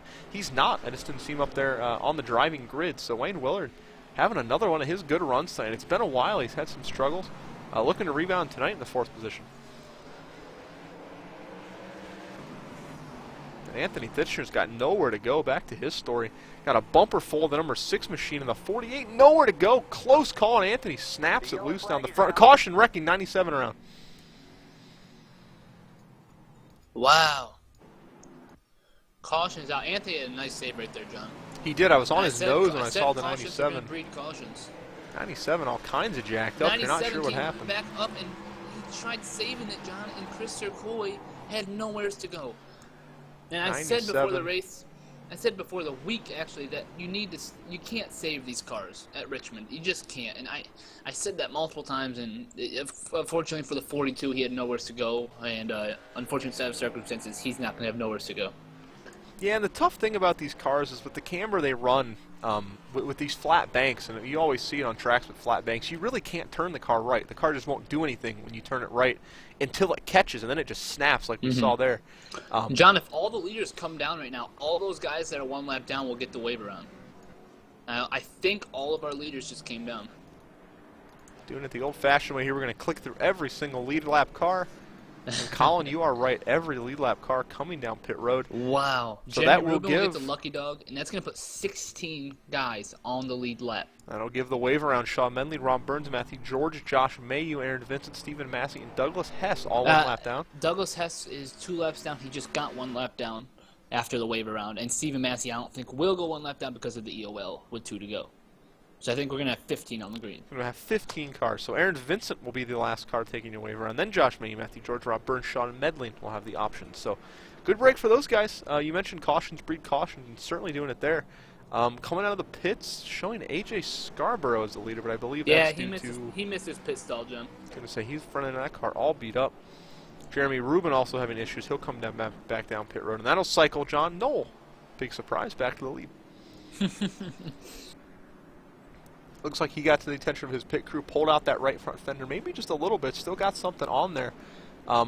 Excuse me, Wayne Willard to the lead. Perhaps a 2-tire call? Perhaps. If you'd care to go back and take a peek at yes, that. sir, it was. A 2-tire call for the 0-1. Could be a race-winning move here with closing in on 77 laps to go. On a track that's this hard to pass, in order to win, you just have to get in front of somebody. You did it last night, got you to victory, didn't really run up front. Well, you ran up front, but not running in the lead, you know, until you got out of pit road, you got out first. You won the race. I can't call you slow. You call me slow. Just a track where you have to be out in front, and Wayne Willard's seen that. Good call, aggressive call, but takes the 2 tires, and I mean, why not? You're running 4th. There's not that many cars in the lead lap. You're certainly not going to lose too much. He's had some bad weeks, and it's a win in your in format, so certainly nothing wrong with gambling here. No, I was not calling you slow. I was saying that sometimes winning the race off pit road is more important than passing on the racetrack, and it see is, if that works here with especially, Wayne. I think Richmond really represents that well, especially like a Martinsville or all the short tracks, really, and road courses sometimes too, that there's just not a lot of places to pass. So track position is very key. Even though the setup was as good as the 90, you still have to get the right positioning on the track, or else you're not going to be able to complete the pass. And especially with a car as fast as John Knoll. I mean, you can't even catch the guy, let alone pass him. He's pretty much driven away. So the only way to beat a guy like that, we say it every week, you know, when Anthony's out front or when Aaron used to be out front, and even when Matthew's been out front recently, that if a guy's that dominant, you just have to get in front of him, and that's your only shot. And if that doesn't work, you pat him on the back, shake their hand, and say good win. But And in this situation, John, you know the double zero is fast. He's restarting 5th. If the 19 can keep the 90 on the outside as they go down to turn 1, the 90 could very well find himself in 4th or even 5th place after turn 2. And we said it in previous weeks, cars handle so much differently in dirty air. John Knoll hasn't had that all race long. These guys have to gang up here, work together, kind of, and give one of them a shot to win it. Because right now, John Knoll class of the field, but the pace car is getting ready to turn off. We're getting ready to go green. We're going to have 75 laps to go. Let's get this thing on. Yeah, 75 laps to go, John. 14 on the green on the lead lap, and Wayne Willard is gone with a 90 with a great jump on the outside. What a jump by the 90. Drag race down into turn 1, John. 75 laps to go. The 90's going to outbreak him into turn 1. Not sure if he's going to be able to make a stick. The 01's going to slide up. He's going to be clearing, but the 90's going to cross him over. He's going to stick on the outside. Wow, what a move. The 90 showing how good that car really is. Wayne has to hold them inside here. He does that. Wayne driving right now pretty much for his life and a chance to win right now. That right there, John, that's what you call a power move by the 90. One of the biggest power moves I've seen all race, maybe all season. The 90 just didn't lift, drove it past him on the outside, and now the one's in trouble. The 19 going to move to his outside. Those 2 tires might be hurting him. And we got Matthew Thunmore spinning down the back. What a save. Oh, my gosh. What a save by the 6, John. Bringing that car straight to pit road. We're going to go take a peek at this, folks. No, he's going to keep it off the pit road. What a save. How did he do that? Matthew Thunmore's all kinds of bent out of shape. Had the car pointed nose first towards both inside and outside walls and gathered it up and drove it away. What a save by the 6. Absolutely. Not what he wanted to do, obviously, but makes for a highlight on what's overall been a pretty bad night for the 6 car. Makes for a pretty good highlight there. Absolutely, John. As Wayne Willard has stayed comfortably in 3rd place right now. Mark Figueroa trying to go to the outside. Anthony Fincher is going to try the inside. Kevin Cook, nowhere to go. As John Knoll starts to open up the lead over 2nd place with Nick Groth. And if Anthony Fincher and Mark Figueroa or any of the other guys in company back there want to get by the 19 and have a chance at the 90, they need to get by the 01 first. I want to give a call to Nick Groth. We haven't mentioned it a whole lot tonight, but running 2nd, he's had some awful luck. Going all the way back, I think it was maybe even Atlanta, where he qualified front row, wrecked on like lap 5. Just had some really bad luck in the last few stretch of races. Tonight, having a great run. If he can maintain that, I think it's a huge confident boost to that team. Yeah, John, in his last race, he finished 19th at Texas and obviously was suspended last week at Bristol. And he's having a great night so far in the 2nd position. As the 97 of Stephen Massey is going 2 laps down. Excuse me, 3 laps down. There were some disciplines handed out, and accordingly by Anthony Ditcher, kind of talking to some of these guys that have had some bad luck, and through maybe no fault of their own, but just involved in some stuff. Yeah. Suspended last week at Bristol, obviously a track that's very dangerous to be on for anybody, let alone guys that have kind of had a bad streak. And it looks like they've come back, especially Nick Groth. He's rebounded, having his best run of the season so far. So a great job there, kind of helping some guys maybe find their stride, helping them get back in the groove, and it's working tonight. Only, 2 cautions in the first 133 laps. Yeah. Great racing out there. And I tell you who got kind of, a winner out of the whole situation is Kevin Cook, John. He spun out, wrecked himself out of the lead, and he's back in 5th place. Obviously, he can't cause another correct. It's 97, Stephen Massey spinning through the infield grass. No caution yet. I don't think we're going to see one for that. 97 backwards down the infield grass. Going to stop right at the in front of inside 2nd wall. place as Nick Groth gets a little loose. Anthony Fincher is going to look to capitalize. Anthony Fincher, after going a lap down on that first green flag run, 2 laps down, he found himself after the 2nd green flag run. And right now, he's making a pass for 2nd place. Great rebound by the 87. It certainly is amazing to watch week in, week out. He's never out of a race. We mentioned when he went a lap down, pretty much all but done. Even if he recovered, he doesn't have the car. And here he is, 2nd place, gaining on the leader. And we've still got 66 to go. Still a lot of racing left, a lot of time. And the reason, by the way, there, Dua Luis here, he always does a very good job of explaining race control decisions. The reason there's no caution there, the car poses no threat to the racing surface. It's, a good 50 yards off the racing surface, and it's still under power, so it's not stopped, doesn't have to tow. Can easily pull away. That's why there's no caution. Obviously not what Stephen Massey wants to see, but a good call there. No caution obviously doesn't pose any danger to the racing surface. And again, we mentioned that pre-race here at Richmond with the self-spins, that there's a lot of room down the front and even down the back, really, to spin out and not cause a caution. There really is. And I don't think, even when Kevin Cook spun out, I don't think there would have been a caution there had he not had to reverse it back to go straight. Yeah, and again, Kevin, sure he didn't do it on purpose, but there's no other way to get it off the wall but to throw it in reverse. And Certainly you want a caution at that point because you're the leader and you just spun out. You don't get the caution. You're going multiple laps down. You got to pit, this, that, and the other. So he got lucky We got there. a Stephen great Massey battle not so going on lucky. back here, John. 4th on back to about 9th, all within about What a 8 train. tenths of each other. Great Great battle. train of car. Sean Vandergriff making moves. Yeah, John, he's been able to hang up there. I gotta give out a thank you to Sean Vandergriff. He's piloting the 2, but the 28 hours points for. Oh, we got a spinner behind him. That's Luis Salmazo, I believe. And the infield is not going to be a caution. 20 car still on track. It's not going to be Luis. What a save by the 20 to keep that off the spinning and no caution. A great job by Luis. But going back to Sean Vandergriff, I've got to give him thank you for piloting that car tonight. Obviously, David Gross-Close is absent. He's our Mr. NASCAR tire engineer, and he's in Indianapolis tonight. So I want to thank Sean Vandergriff for stepping in there. And apologies to you, Colin. Luis Salmazo was in the grass. I was still just a little bit behind on the replay from looking at the Stephen Massey incident. So Luis did spin it out, kept it straight in the grass, drove it away, so no caution Calling me there. stupid. I'm calling me stupid. I'm the one that messed up. And John, I'm kind of, I don't know if it's iRacing or if it's me, but I feel like I'm hearing the 90 downshift in the corner. I don't know if it's iRacing glitching or just me, but I feel like I'm kind of hearing it. You hit that high pitch as soon as he hits the center. Has to be iRacing glitch because it didn't do it right there. Yeah, and get what you're hearing there. I'm not hearing an upshift in the straightaway, though, which is making me think that it could just be maybe the low gear they run here and it's picking up RPMs extremely quick. It does sound almost like a downshift, though. It jumps really quick, but I'm not hearing any upshift tones in the front stretch or the back stretch, which obviously you can't run third gear out all the way down. But yeah, I get what you're hearing there. A little bit odd-sounding engine there. And again, it could be iRacing. They do use the same sound model for quite a bit of cars on here, so odd-sounding tone in the number 90. Obviously can't be an engine issue. iRacing isn't quite that in-depth. It's not down cylinders or anything like that, but odd-sounding tone to say the least. Yeah. But the 90 is maintaining the gap. He's closing a little bit. He's closing about 200ths a lap, it looks like. Not much. It's going to be 1.5 back as we come to 56 laps to go in what's been a briskly paced race. We're only just over an hour into it since we saw the green flag. Actually, just about an hour since we saw the green flag. So, very briskly paced. Could be our shortest broadcast coming off a few weeks ago. Our longest at Bristol. Could be our shortest here tonight. So, good rebound for these guys. They're racing extremely well. Putting on one heck of a show. John, all I'm curious about is, John Noel gets loose. What a save. Good kind of steer by the 90.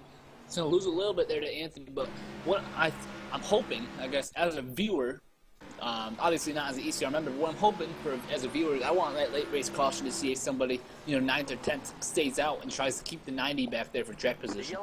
And caution. Right there. Speak of the devil. I got to stop talking. We say that every week, but it's kind of our job. I'm looking at Luis Salmazo, John. He has major front-end damage. And him and the 51 of Douglas Hess looks like. 51 got loose and the 20 had nowhere to go. Gonna go back here, take a look. We'll ride on board with Luis.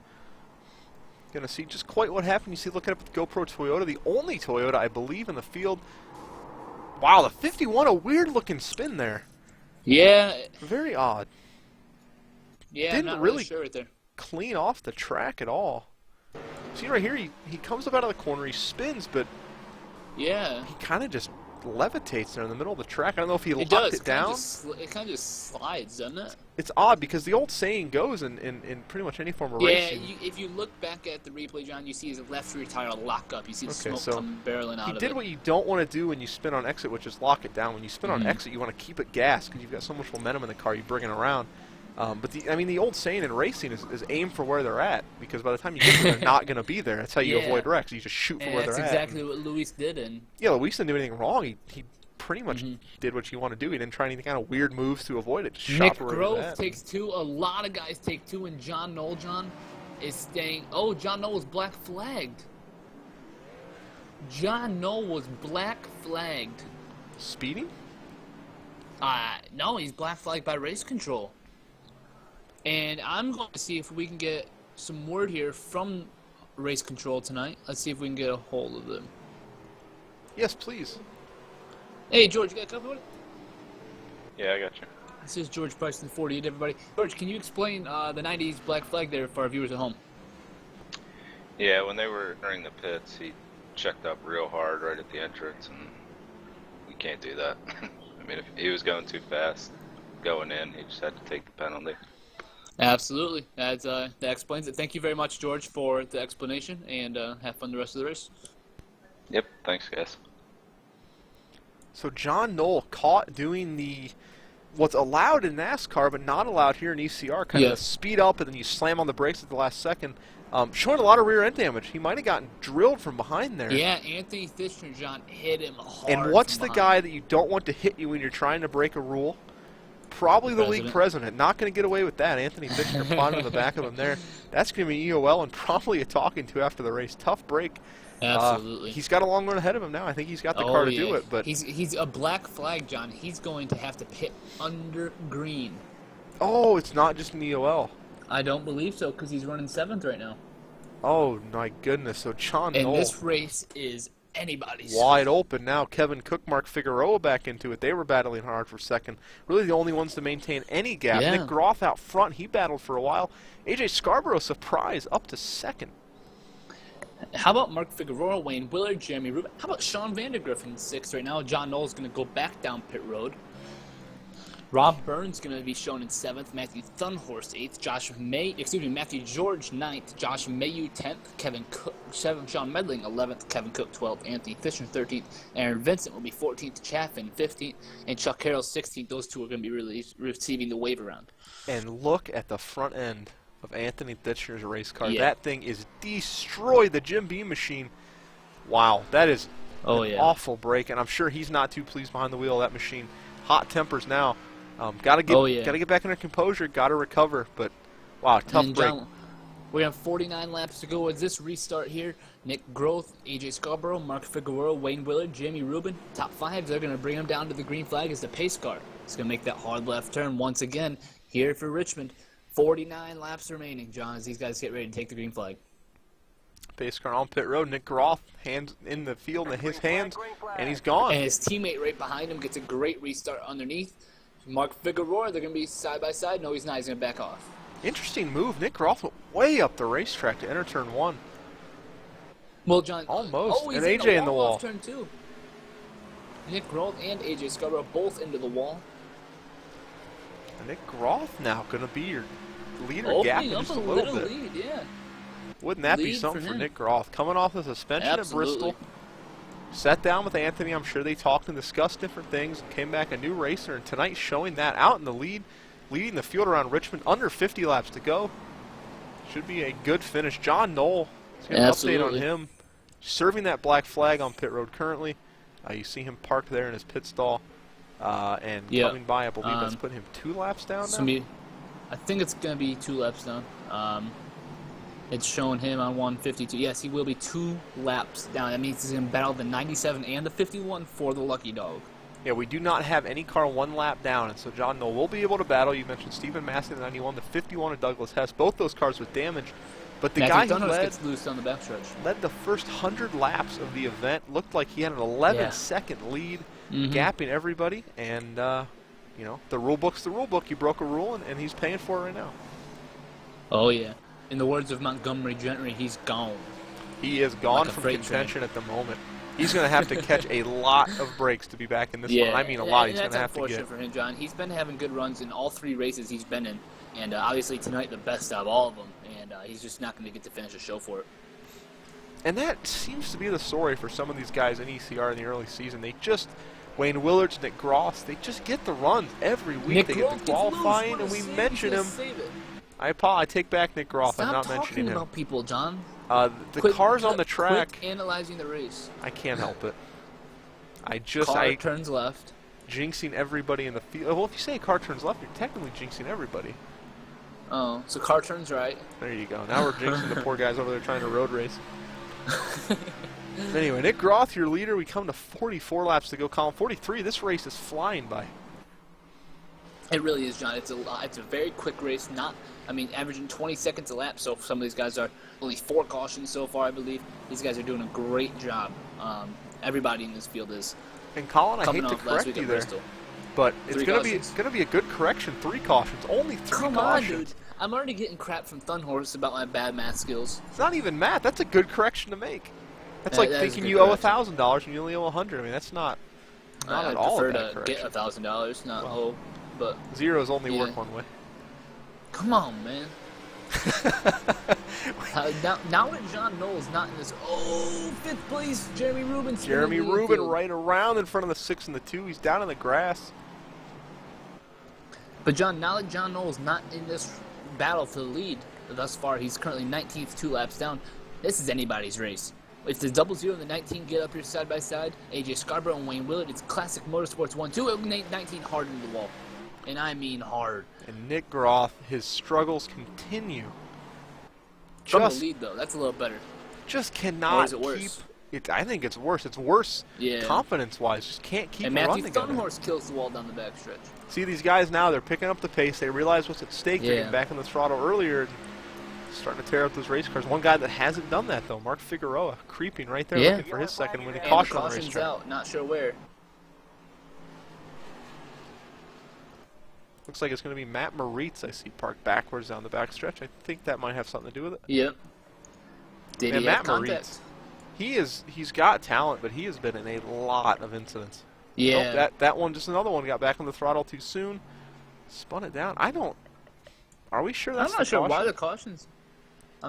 Yeah, that has to be the caution. Yeah, because he spun out John, and what he did is he locked him up. And he was going slow enough by the iRacing 7 was standards. right there. Yeah, and the 7 was right there on track. So iRacing deemed that he was turned the wrong way on the racetrack, and thus the caution comes out. So Matt Moritz, as I mentioned, a Struggles very, continue a for him very as good well. talent. He's my fellow Ohioan as well, and I feel terrible because, And John root Knowles for the not going to Buckeyes, get the but- lucky dog. yeah, John Knowles is going to be pinned 2 laps down. The lucky dog's going to go All to right, Stephen Massey. all the in leaders 97. here come down pit road. John Knowles, I guess, could stay out and get the wave around. As long as I all the believe he leaders. has to at this point. Yeah, Nick Groth eases in his box. That might cost him there a slow stop. very well could. Kind of double Battle's braked going it to be there. off pit road, John. Stephen Massey comes down pit road multiple laps down. As the luck dog. Not sure what happened there. Might be a bit of an Couldn't ins. explain that. John Yeah, Knowles couldn't showing the explain lucky that. dog spot right now, though. All right, here we go. It's going to be the battle off pit road. Nick Groth, I believe, is going to get Matt Figueroa. He does. Wayne Willard is going to be second, or is AJ Scarborough? Look at this 3 wide off pit road. Mark Figueroa wide takes the off pit cone road. with him and 4 comes out in wide second off pit place. road. Wow, what What a a battle. race. Hey, my Twins won. There you go. The Indians did. Yeah. Oh, they beat the Tigers, though. Hey, Look at that. That's got exciting. stomped by the Royals. We were up 5-3, lost 11-5. That's almost as exciting as Motive every Tuesday night at 9:23 p.m. Eastern. That's what I call a segue. We are live here, folks, Right every there. Tuesday night, 9:23 Eastern. We go live for pre-race. We do some interviews. We get you the live open car qualifying, and then we get you what is proving to be week in, week out, very exciting racing here on Motive Elite Championship Racing, brought to you exclusively by Motive here on this channel. Again, click that follow button. You can check the Twitters, the websites out down below, as well as iRacing.com if you're interested in signing up for the world's premier sim racing. I'd call it a game, but then Colin would yell at me. Sim. I would. That link's all down below. So our Twitters, the league website, if you're interested in applying for the league, wide open to applications, always looking to gain and find new members. And again, every Tuesday night at 9:23 Eastern, we do run the Xfinity Series race, the B car, on Monday nights if you're interested in running that as well. That is not broadcast due to my internet not cooperating, but we are live every Tuesday night. And this is only week 9, folks. We're only a quarter of the way through the season, a third of the way roughly through the regular season. And then we hit chase time, and I cannot wait for that, Colin. No, me either, John. It's going to be a lot of fun with the chase scenarios and the different rounds. And I think we're definitely going to see, obviously we can't see physical fights, but I'd love to see some virtual fights. And we seem to see those week in and week out, and they are sure fun to watch. But quick question asked in the chat here by a viewer. How do you join? I believe there's information on the league website about applying. I believe there's an application. I should know more about this. I kind of got in by proxy being friends with Colin here. But there is ways to apply. All that information's on the league website, ECRleague.com. Go ahead and look that up. Click the link down below either way you want to do it. There's plenty of info there. Yes, very sir. open applications. There's a quick, I believe, a safety test, and probably going to look at your driving style a little bit to make sure you're not insane. And then they'll fire you up. But John Knoll is taking the wave around here that'll put him 1 lap down. Douglas Hess also showing 1 lap down. I believe he was a lucky dog. Stephen Massey pitted for whatever reason, and Nick Groth, Jeremy Rubin stayed out, John, after he got loose there. I'm not sure we why. completely missed that. But he stayed out. After he did get loose, he went through the grass on those same exact tires. So you're gonna have to watch for some tire spin here. If I'm the 00 or the 6, I'm definitely a little nervous. Yeah, wheel spin here, not as big of a problem as it is at a track like Martinsville. They run a little bit higher of a gear here, so you're not getting as much of that wheel spin in the back, but certainly still you put the throttle down on the 750 horsepower machine and it does wheel spin, and he's gone right away. He does. He gets that wheel spin. You see the rear end kick out a little bit on him, but he got a great jump regardless. John, 33 to go that time by. See the field streaming by under the flag stand. Still a lot of cars right on the racetrack. Contact. I think that's Kevin Cook in the 45 and Sean Medley in the 37. Yep, Sean Medley around the 51 gets a piece. Moritz spins to a stop just in front and John, of it. That's Kevin Cook's second caution. If he ends up receiving the EOL, that's his second caution of the day. And again, 2 EOLs, 2 cautions caused. Sean Medley may get this one. He was into the wall. I'd hate to be race control. I'd hate to be race control. Because if you call 45 out, that's his second caution of the race, and you cost him essentially the championship lead. And if I'm Stephen Massey, I'm having words right now with Sean Medley, and pulled right up the track in front of him, going full speed. Almost destroyed that race car. John, I'd like you to take a little guess as to... hold on. Race control is saying EOL is the 45. So that will be Kevin Cook's second caution. But you guess it's a lucky dog. Sean Nolan, the number 90? Yes, sir. And so just like that... he's going to get back on the lead lap. But he's not going to have enough time, John. I don't think so. He only has less than 30 laps to pass 15 race cars. Yeah. My dream situation, I guess you would say, for the 90 is to have about a 12 to 15 lap run here and then stay out so I can get some track position. And 12 to 15 lap exactly. It wouldn't bring in everybody, but I think it'd bring in enough that he could get his way back inside the top 10. Yeah, and have a chance. Right now, as you mentioned, if this was Texas or if this was, Auto Club or Michigan, I think he has a very good shot. But this being Richmond, he can only pass maybe 1 every lap to start, and then as you get towards the top 10, maybe 1 every 5 laps, and at that rate, it's not going to be enough. But we'll see. We'll keep an eye on him. Took the wave here. Jeremy Rubin still going to be your leader, not pitting. Yep. Great. He got. I tell you what, this could work out very well for that 34 team. Hey, we saw a guy win it last night, sitting right here next to me in the booth. Took the lead late due to some pit strategy. Yeah. Not even strategy. I mentioned earlier, just beat people out. And then got caution, and drove it to victory. So yeah, I like playing that. out very similar. Caution. And then I got some people fighting behind me, and I was watching in my mirror, and I hit the wall, and I cried a little bit, and then I stopped crying, and I won. I won the race. And you cried tears of joy and champagne, and then you left. And I took off. He hit the hauler and threw his helmet and his Honda's bike like little Tony Stewart. I did. I jumped out the car, spiked the helmet, slammed my motor coach door, threw my dog. Typical night. Did hang out with the girl a little bit. All right, John. Let's see if we can get a rundown for these fans here with 29 to go as these guys take the 2 to green. We're going to be going to green, I believe, with 27 laps to go. We're going to have Jeremy Rubin, Nick Groth, Mark Figueroa, AJ Scarborough, and Matthew Dunhorst, your top 5. Wayne Willard going to be 6th. Sean Vandergriff hanging on in 7th. Aaron Vincent, what a rebound for him. We haven't mentioned that all night long. Up to 8th position. Rob Burns in 9th, and Josh Mayu, your top 10. Anthony Titchener, 11th. Chuck Harrell, 12th. Troy Chaffin in the 13th position. And then, the story of the night, John Knoll looks like he's going to be restarting somewhere in the 16th position. Yeah, John, he's going to restart back there. I'm going to see if we can get a word here real quick with our in-race reporter, the 49, Aaron Vincent. Aaron, you got a copy, buddy? Yep, 10-4. Hey, man, you found yourself in contention here late. You're in the 8th position. You've done a great job with the wave arounds, track position, everything. You've done great so far. What's your hope here as the race winds down? Well, I tell you what, the first long stretch was really bad for me. Like, I was losing spots left and right, but I was able to pit, make some good adjustments, and move up. So at this point, I'm just looking to weave through these 7 guys in front of me and take home that checkered flag.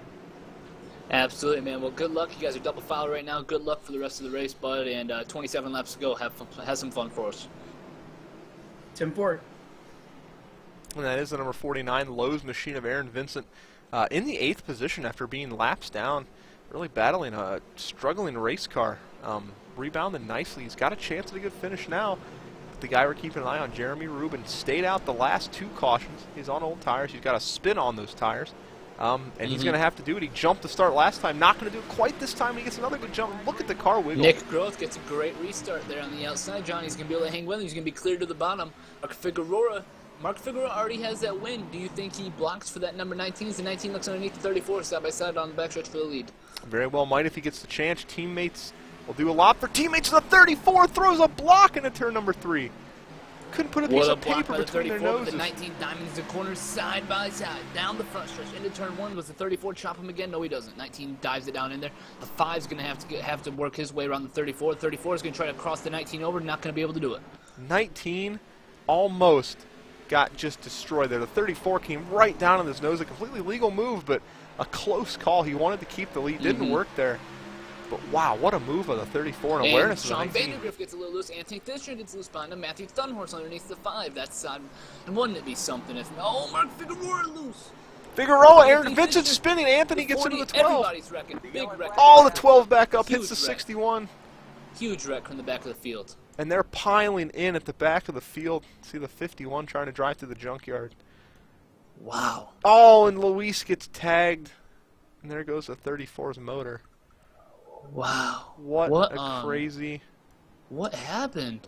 I saw the 00 got loose in front of everybody, but I think the 88 dumped the 48, and the 00, the 87 got in the back of the 12, the 49 clipped the 33 and the 61, and then the 37, and everybody's involved, and the 7, the So it 65, starts up front, and then the 88 and the 49 is completely separate. The 12's checking up for the wreck. The 33's in it.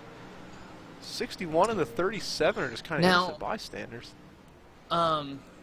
If I'm race control, which I'm not, but if I am, I give that EOL, I think, to the 88 because the 00 was far enough ahead, and the 88 and the 49 made contact simultaneously. Yeah, the 49 came back down and caught the 33. So it's got to go to the. I think the 88, the 12, and the 87 were in front of the. And John, you know who the biggest winner of all that is? John Knoll. John Knoll. He's up to 10th. And just like that, you mentioned. Wouldn't it be something if he can come back and get even a podium finish? Be the comeback story of the year for sure, but wow, yeah, crazy John, finish. I know, John. We're here to broadcast this race and analyze this race, but we are all sports fans, and I would like to announce that John Jones has been stripped of the UFC Light Heavyweight Championship from UFC, and has been suspended indefinitely. Big move there by the UFC. Big move, oh yeah. I haven't followed that much, but I know the name, and I know that is a big deal. Hey, he's repping my 607 strong. That's a New York area code, for those of you that don't know. Not the most popular area code in the world, but... Come on, man. You're We proud finished of where first you and come third from. last night. First That's and third, true. and John Knoll's doing good right now. He's from the 607. A lot of people from the area code in the league. I only have one other Ohioan, keeping an eye on my Buckeye brother, Matt Moritz. Ohioan. He's having the night I had. Caught up in some wrecks. He's running 5 laps down in 20th. The Buckeye brother not doing too well. But Nick Groth, he is doing well. Buckeye. He's your leader. Yeah, Matthew I'm Thunhorse. surprised Jeremy Rubin has not pitted. Sean Vandergriff up to 5th. Hey, look who's in third, Colin. I love seeing that. I know. I was just making a joke. If he finishes second again tonight, We have to start something for that. How about we'll start a charity fund? I was going to say, there's got to be something we can do, like the the home run balls in baseball. Every time he does, we'll have to say every time he doesn't finish second because he's going to finish second more often than not. So we're not made of money. Say, yeah, we don't have money to donate every time he finishes second. That would be pretty much a weekly payment. Yeah, so we'll I don't even know how we do that. We'll figure it out. We'll talk about it post-race, set something up. But we got to get the Matthew Thunhorse. If he finishes second tonight. Matthew Thunhorse bridesmaid charity for breast cancer. There we go. We can start up. He did say he preferred groomsmen. Doing well. Best man. There you go. He said best here man. at MOTV, you don't get to pick your nickname. Oh, that's true. Brazilian redneck. Yep, exactly. Yeah, we'll have to He figure something out. He's having not any luck tonight. Help out a good cause with his good finishes, but not quite the best. Yeah, and you mentioned absolutely. Luis, 22nd, all beat up in that football team car there. Supposed to be the number 9 car again, showing the 20, but he's running for the 9 in owner points. Nick Olson saying a charity fund to benefit his hospital bill for his heart attacks. It's getting to that point. The 6 again, giving him palpitations. We are double file. We're going to have a night 19-lap shootout. The guy to keep an eye on, obviously the 19 to lead, but also the 90 from 10th place. He restarted that last restart in the 17th position, 1 lap down. He's got the lucky dog. He's back up there, raced his way up to 10th, got through the wreck, and has dominated this race so far, but he's going to restart in the 10th position, John. Gotta watch an eye on that 90. Hard left turn. 19's going to try to get a best restart he can, and he does, and 6 sinks his tires a little bit. 34 stacks up the outside. 6 is a great restart. He's cleared a second. Anthony Fitchner underneath the 2, 3 wide into turn 1. Oh, and the 2 sliding up, and Chuck gives him room. Anthony looking to make a drive back to the field. The 34 pushes high. That was an aggressive move right there by the 87. He made it stick. Great move by the 87 right there. The 88's going to go outside 3 wide. Ooh, close call with the 2 kind of entering the middle lane. Mm-hmm. Deciding where he wants to go a little late in the corner there, but he makes it work. 34 caught in a bad spot. And now he's going to pull down in front of the 2. Contact between the 2 and the 34. The 2 up the track. The 34 with a second shot block and almost as many laps. And John Knoll underneath the 2 of Sean Vandergriff. That's for 7th. Sean Vandergriff clears him. 17 to go. Forgetting about our lead a little bit, Matthew Thunhorse cleared a second place there. and looking at the bumper of the 19. And Anthony Finchner's front end is all beat up, and he's still in 5th place. The top 4 have not won a race yet this season. And Great Wayne Willard with a stuff here, quiet, consistent run, still there in 4th. Not going anywhere. 19, John, he's really got to wheel that car right now because he has 2 of the hardest driving, best wheelmen in ECR right on his tail. Yeah, and a guy we haven't mentioned all night, AJ Scarborough running 3rd, looking for the podium finish And they're caution. turn 2. Oh, hard contact! Mark Figueroa, 00 involved. I saw He a got car. contact from the 49. The 49 came down. The 00 got him. The 37 got him. 51. The 11. Some others involved. That's a tough break for some of those guys. Looks like the 49 either pinched or the 00 came up. Yeah, that's a tough call. If I'm Oh, in and control, Caleb obviously. Sheets. Had That nowhere race to team go. is going to have to fix that car. He has hit almost everything tonight, and none of it's been his fault. 34 crab walk, or the 00 crab walking. Going to be a tough night going forward. That suspension all broken after that shot in the back. And yeah, a quick mention of a viewer on the channel right now talking about the 34 car.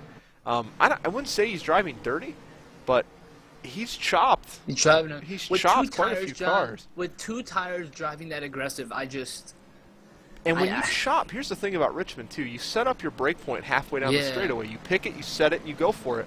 And when you go to brake and a car in front of you just jerks down in front of your nose, a lot of times you can't react in time. And it happened with the 2. He cut down, the 2 hit him, and the 2 paid for it. So 34 staying on again, not going to pit. Not driving dirty, he's driving defensive, but those blocks are getting closer. It's definitely a difficult situation, I guess you could say, but He's got to do it.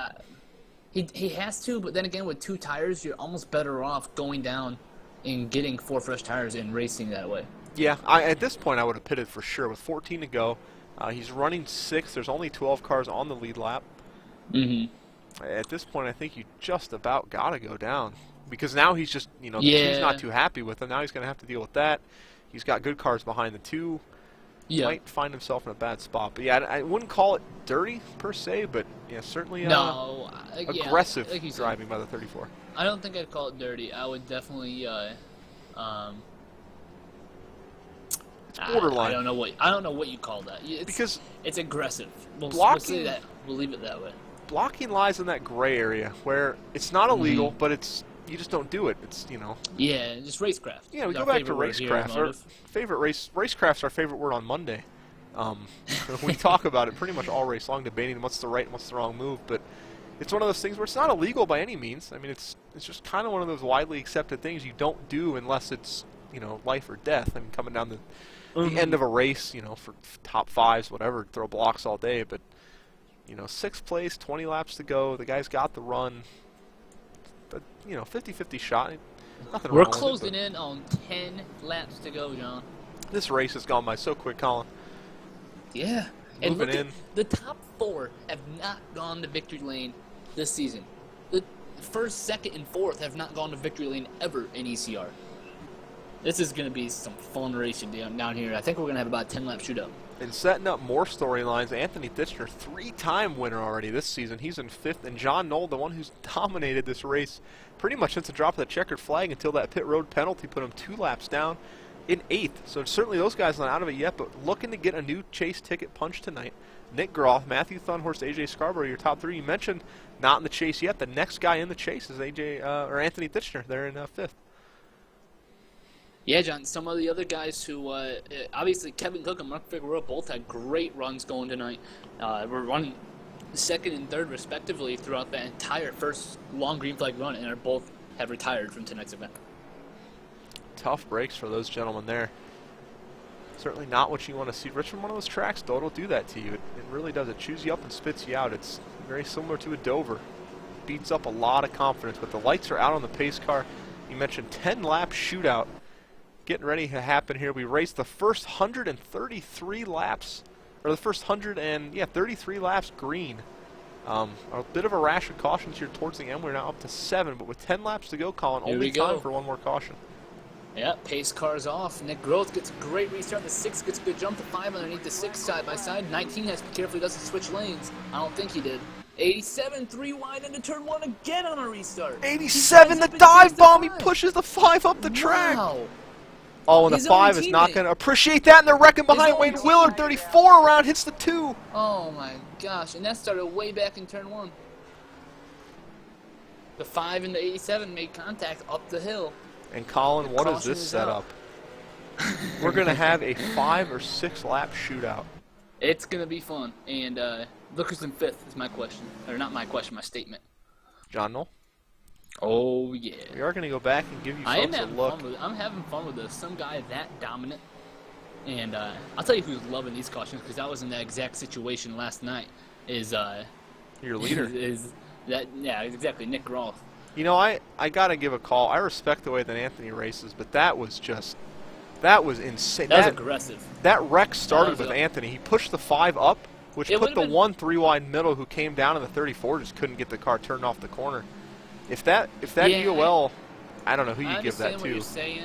The 0-1 will probably receive it because he kind of came down. He came down on the 34, so I could see that the 0-1 gave it. But like you said, it did start way back in turn.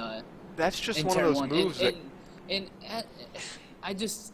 kind of have to contemplate it because the 87 has those 3 wins. His 2 drivers, the 5 and the 0-1, were running 3rd and 4th.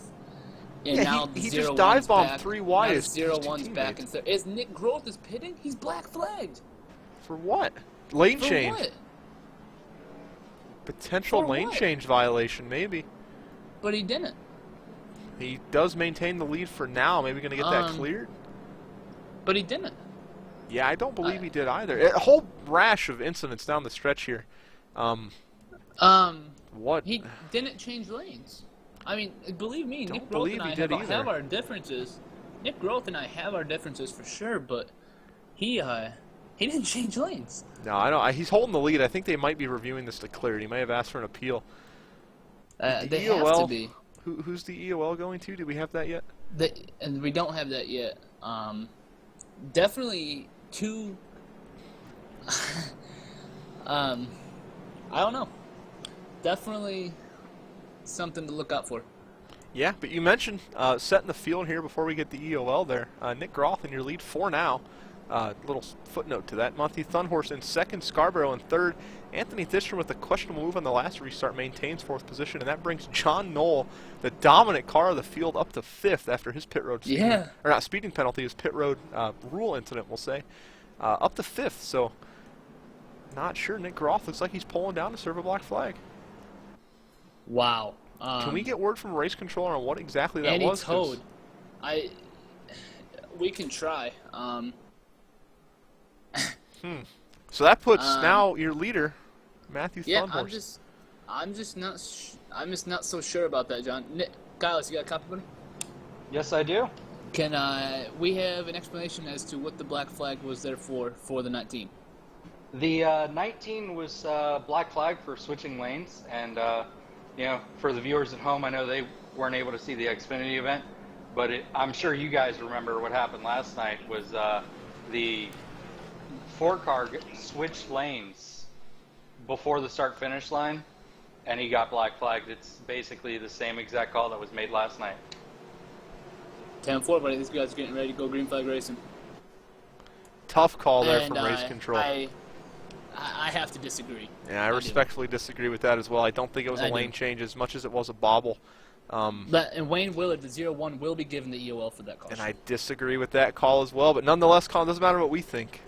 We're getting ready for a 4-lap shootout. The 6 in the lead, the 5 on the outside row. Anthony Titchener with 3 wins already in 3rd, and that puts John Knoll up to 4th.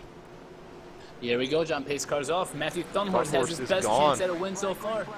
And he pulls up just as high as the 19 did. Yeah, that'll be Anthony Titchener's going to be cleared a second if he can clear his teammate. If this thing stays green, John, the 90's going to be there. Yeah, the 90's going to be there. What a run off of turn number 2. The 90 going to look to clear the 5, and he just can't do it. Matthew Thunhorse has come close so many times, John. If this thing stays green. Oh, we got one spin at 97 wrecking. No caution yet. The caution's out. Matthew Thunhorse is going to be your winner. No caution yet. No caution, Thunhorse. There it is, and Matthew Thunhorse. Is your winner. First win for Matthew Thunhorse, and John Knoll. Disappointment strikes him so hard. He battled back and finished 3rd. And Anthony Titchener, 2nd place, knocks AJ Scarborough back to 4th. We made fun of him earlier, Colin, but I got to give respect out to the 6. He did it. He got the break. Questionable call. He wins it. He gets the win. That's what it's going to go down in the record book as. Your winner, Matthew Thunhorse, no matter how he got it done, I'm sure he's excited inside the cockpit of that race car. Going to bring the 6-car home. Nick Olson, his first win, I believe, as an owner, is going to come at the hands of his newly signed driver, Matthew Thunhorse. Only his 5th Cup start, I believe. Going to get him the victory. And now we can't make fun of him anymore.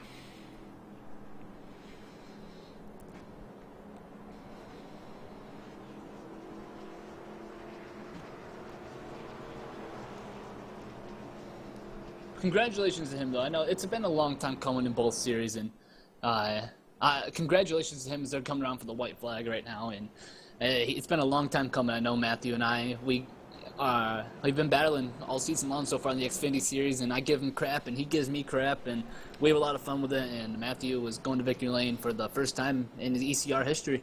Anthony Titchener is going to run 2nd. John Knoll's going to get his podium finish 3rd. We're going to talk to all 3 of those guys after the race. Josh Mayu up to 6th, and Sean Vandergriff in his ECR debut 7th.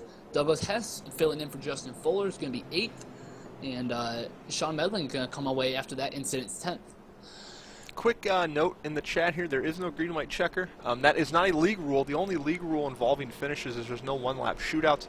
This would not be a one-lap shootout anyway. That is an iRacing issue that is not on the league, and Anthony Titchener spins the race car around after the finish. Anyway, Matthew Thunhorse going to be your winner tonight, folks. We'll keep it on him for his burnout.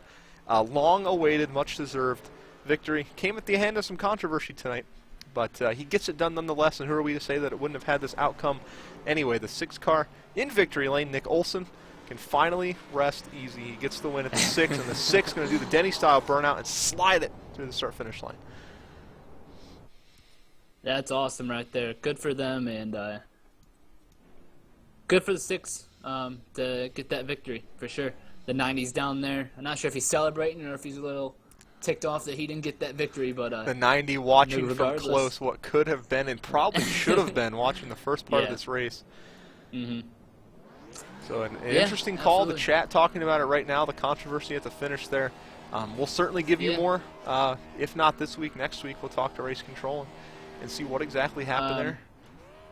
Yeah, like you said, John, it's not our call. It's as much as we give our opinion from analyzing the race from this standpoint, it is not our call, and that's final. Simple as that. It's not DW or Larry McReynolds' call when NASCAR decides to black flag somebody. It's NASCAR, it's ECR's call in this situation, and 19's going to have to live with it for now. The 6 car is your winner, and we're going to talk to the top 3 momentarily.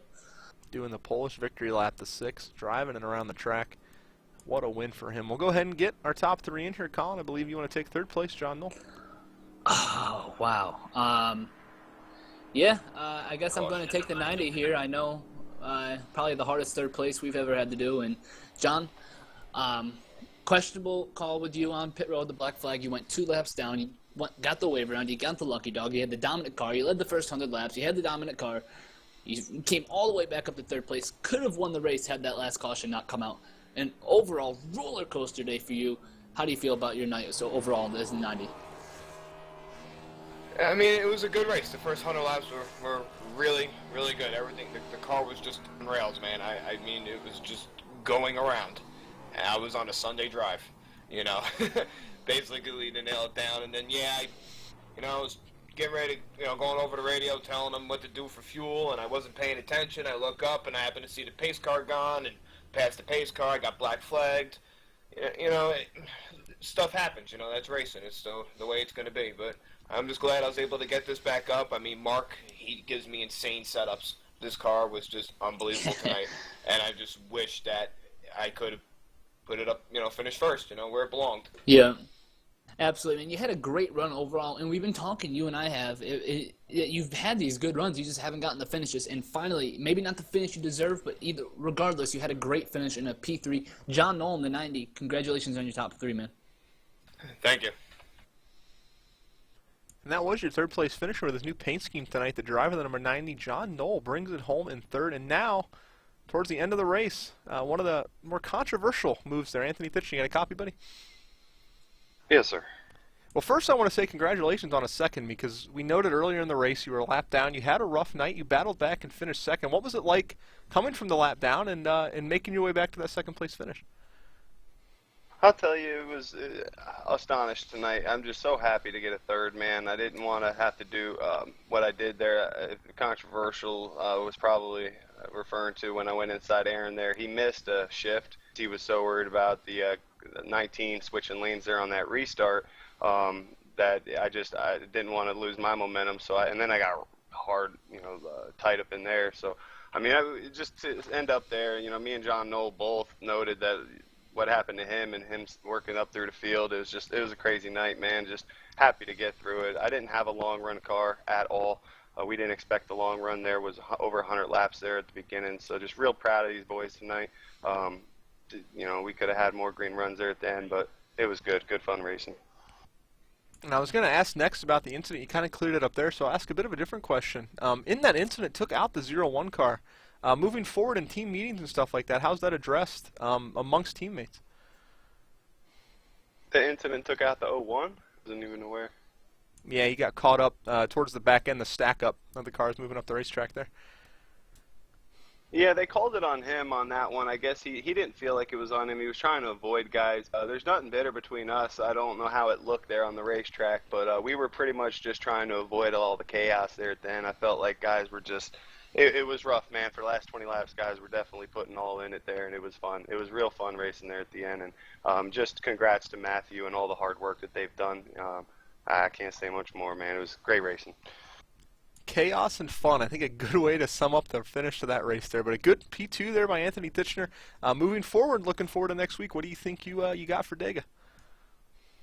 At Dega, we pride ourselves at these tracks, man. We have really good chemistry, really good teamwork, and really good strategy when it comes to here. So hopefully we can do something to compete with them Moist Boys and the B cars, and of course with the Classic Motorsports and Young Guns in the A cars. It's really heating up here. We're starting to find out who the teams are to beat, and at the Talladega, you get to see the fun and the teams all working together, and that's what you'll be looking forward to seeing with us, man. We'll definitely be working together and trying to get to the front. Well, we're looking forward to it as well. Again, congratulations, 2nd place, Anthony Titchener, the 87 Jim Pimpar. Congratulations on the 2nd place finish. Thank you, guys. Thank you so much, and appreciate everybody that's watching. Hope you guys enjoyed. And we're going to do something a little different here, John. Obviously, usually we talk to the winner after 2nd place, but before we do that, I got a special interview I'd like to do. Nick Groth, how do you feel about that call there at the end, buddy? I'm not impressed. Obviously, go ahead. I mean, I looked at the replay and I saw there was room for 3 cars up top, and I'm just not impressed.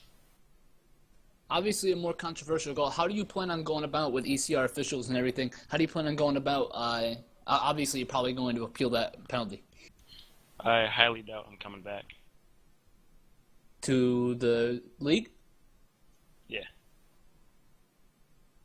All right, everybody. Strong words from the 19 there of Nick Groth. Post-race, obviously not happy about race control's call there, but the show must go on, John, and we have a first-time winner for the first time, not in second place, multiple times. Matthew Thunhorse in victory lane, man. Congratulations on your victory.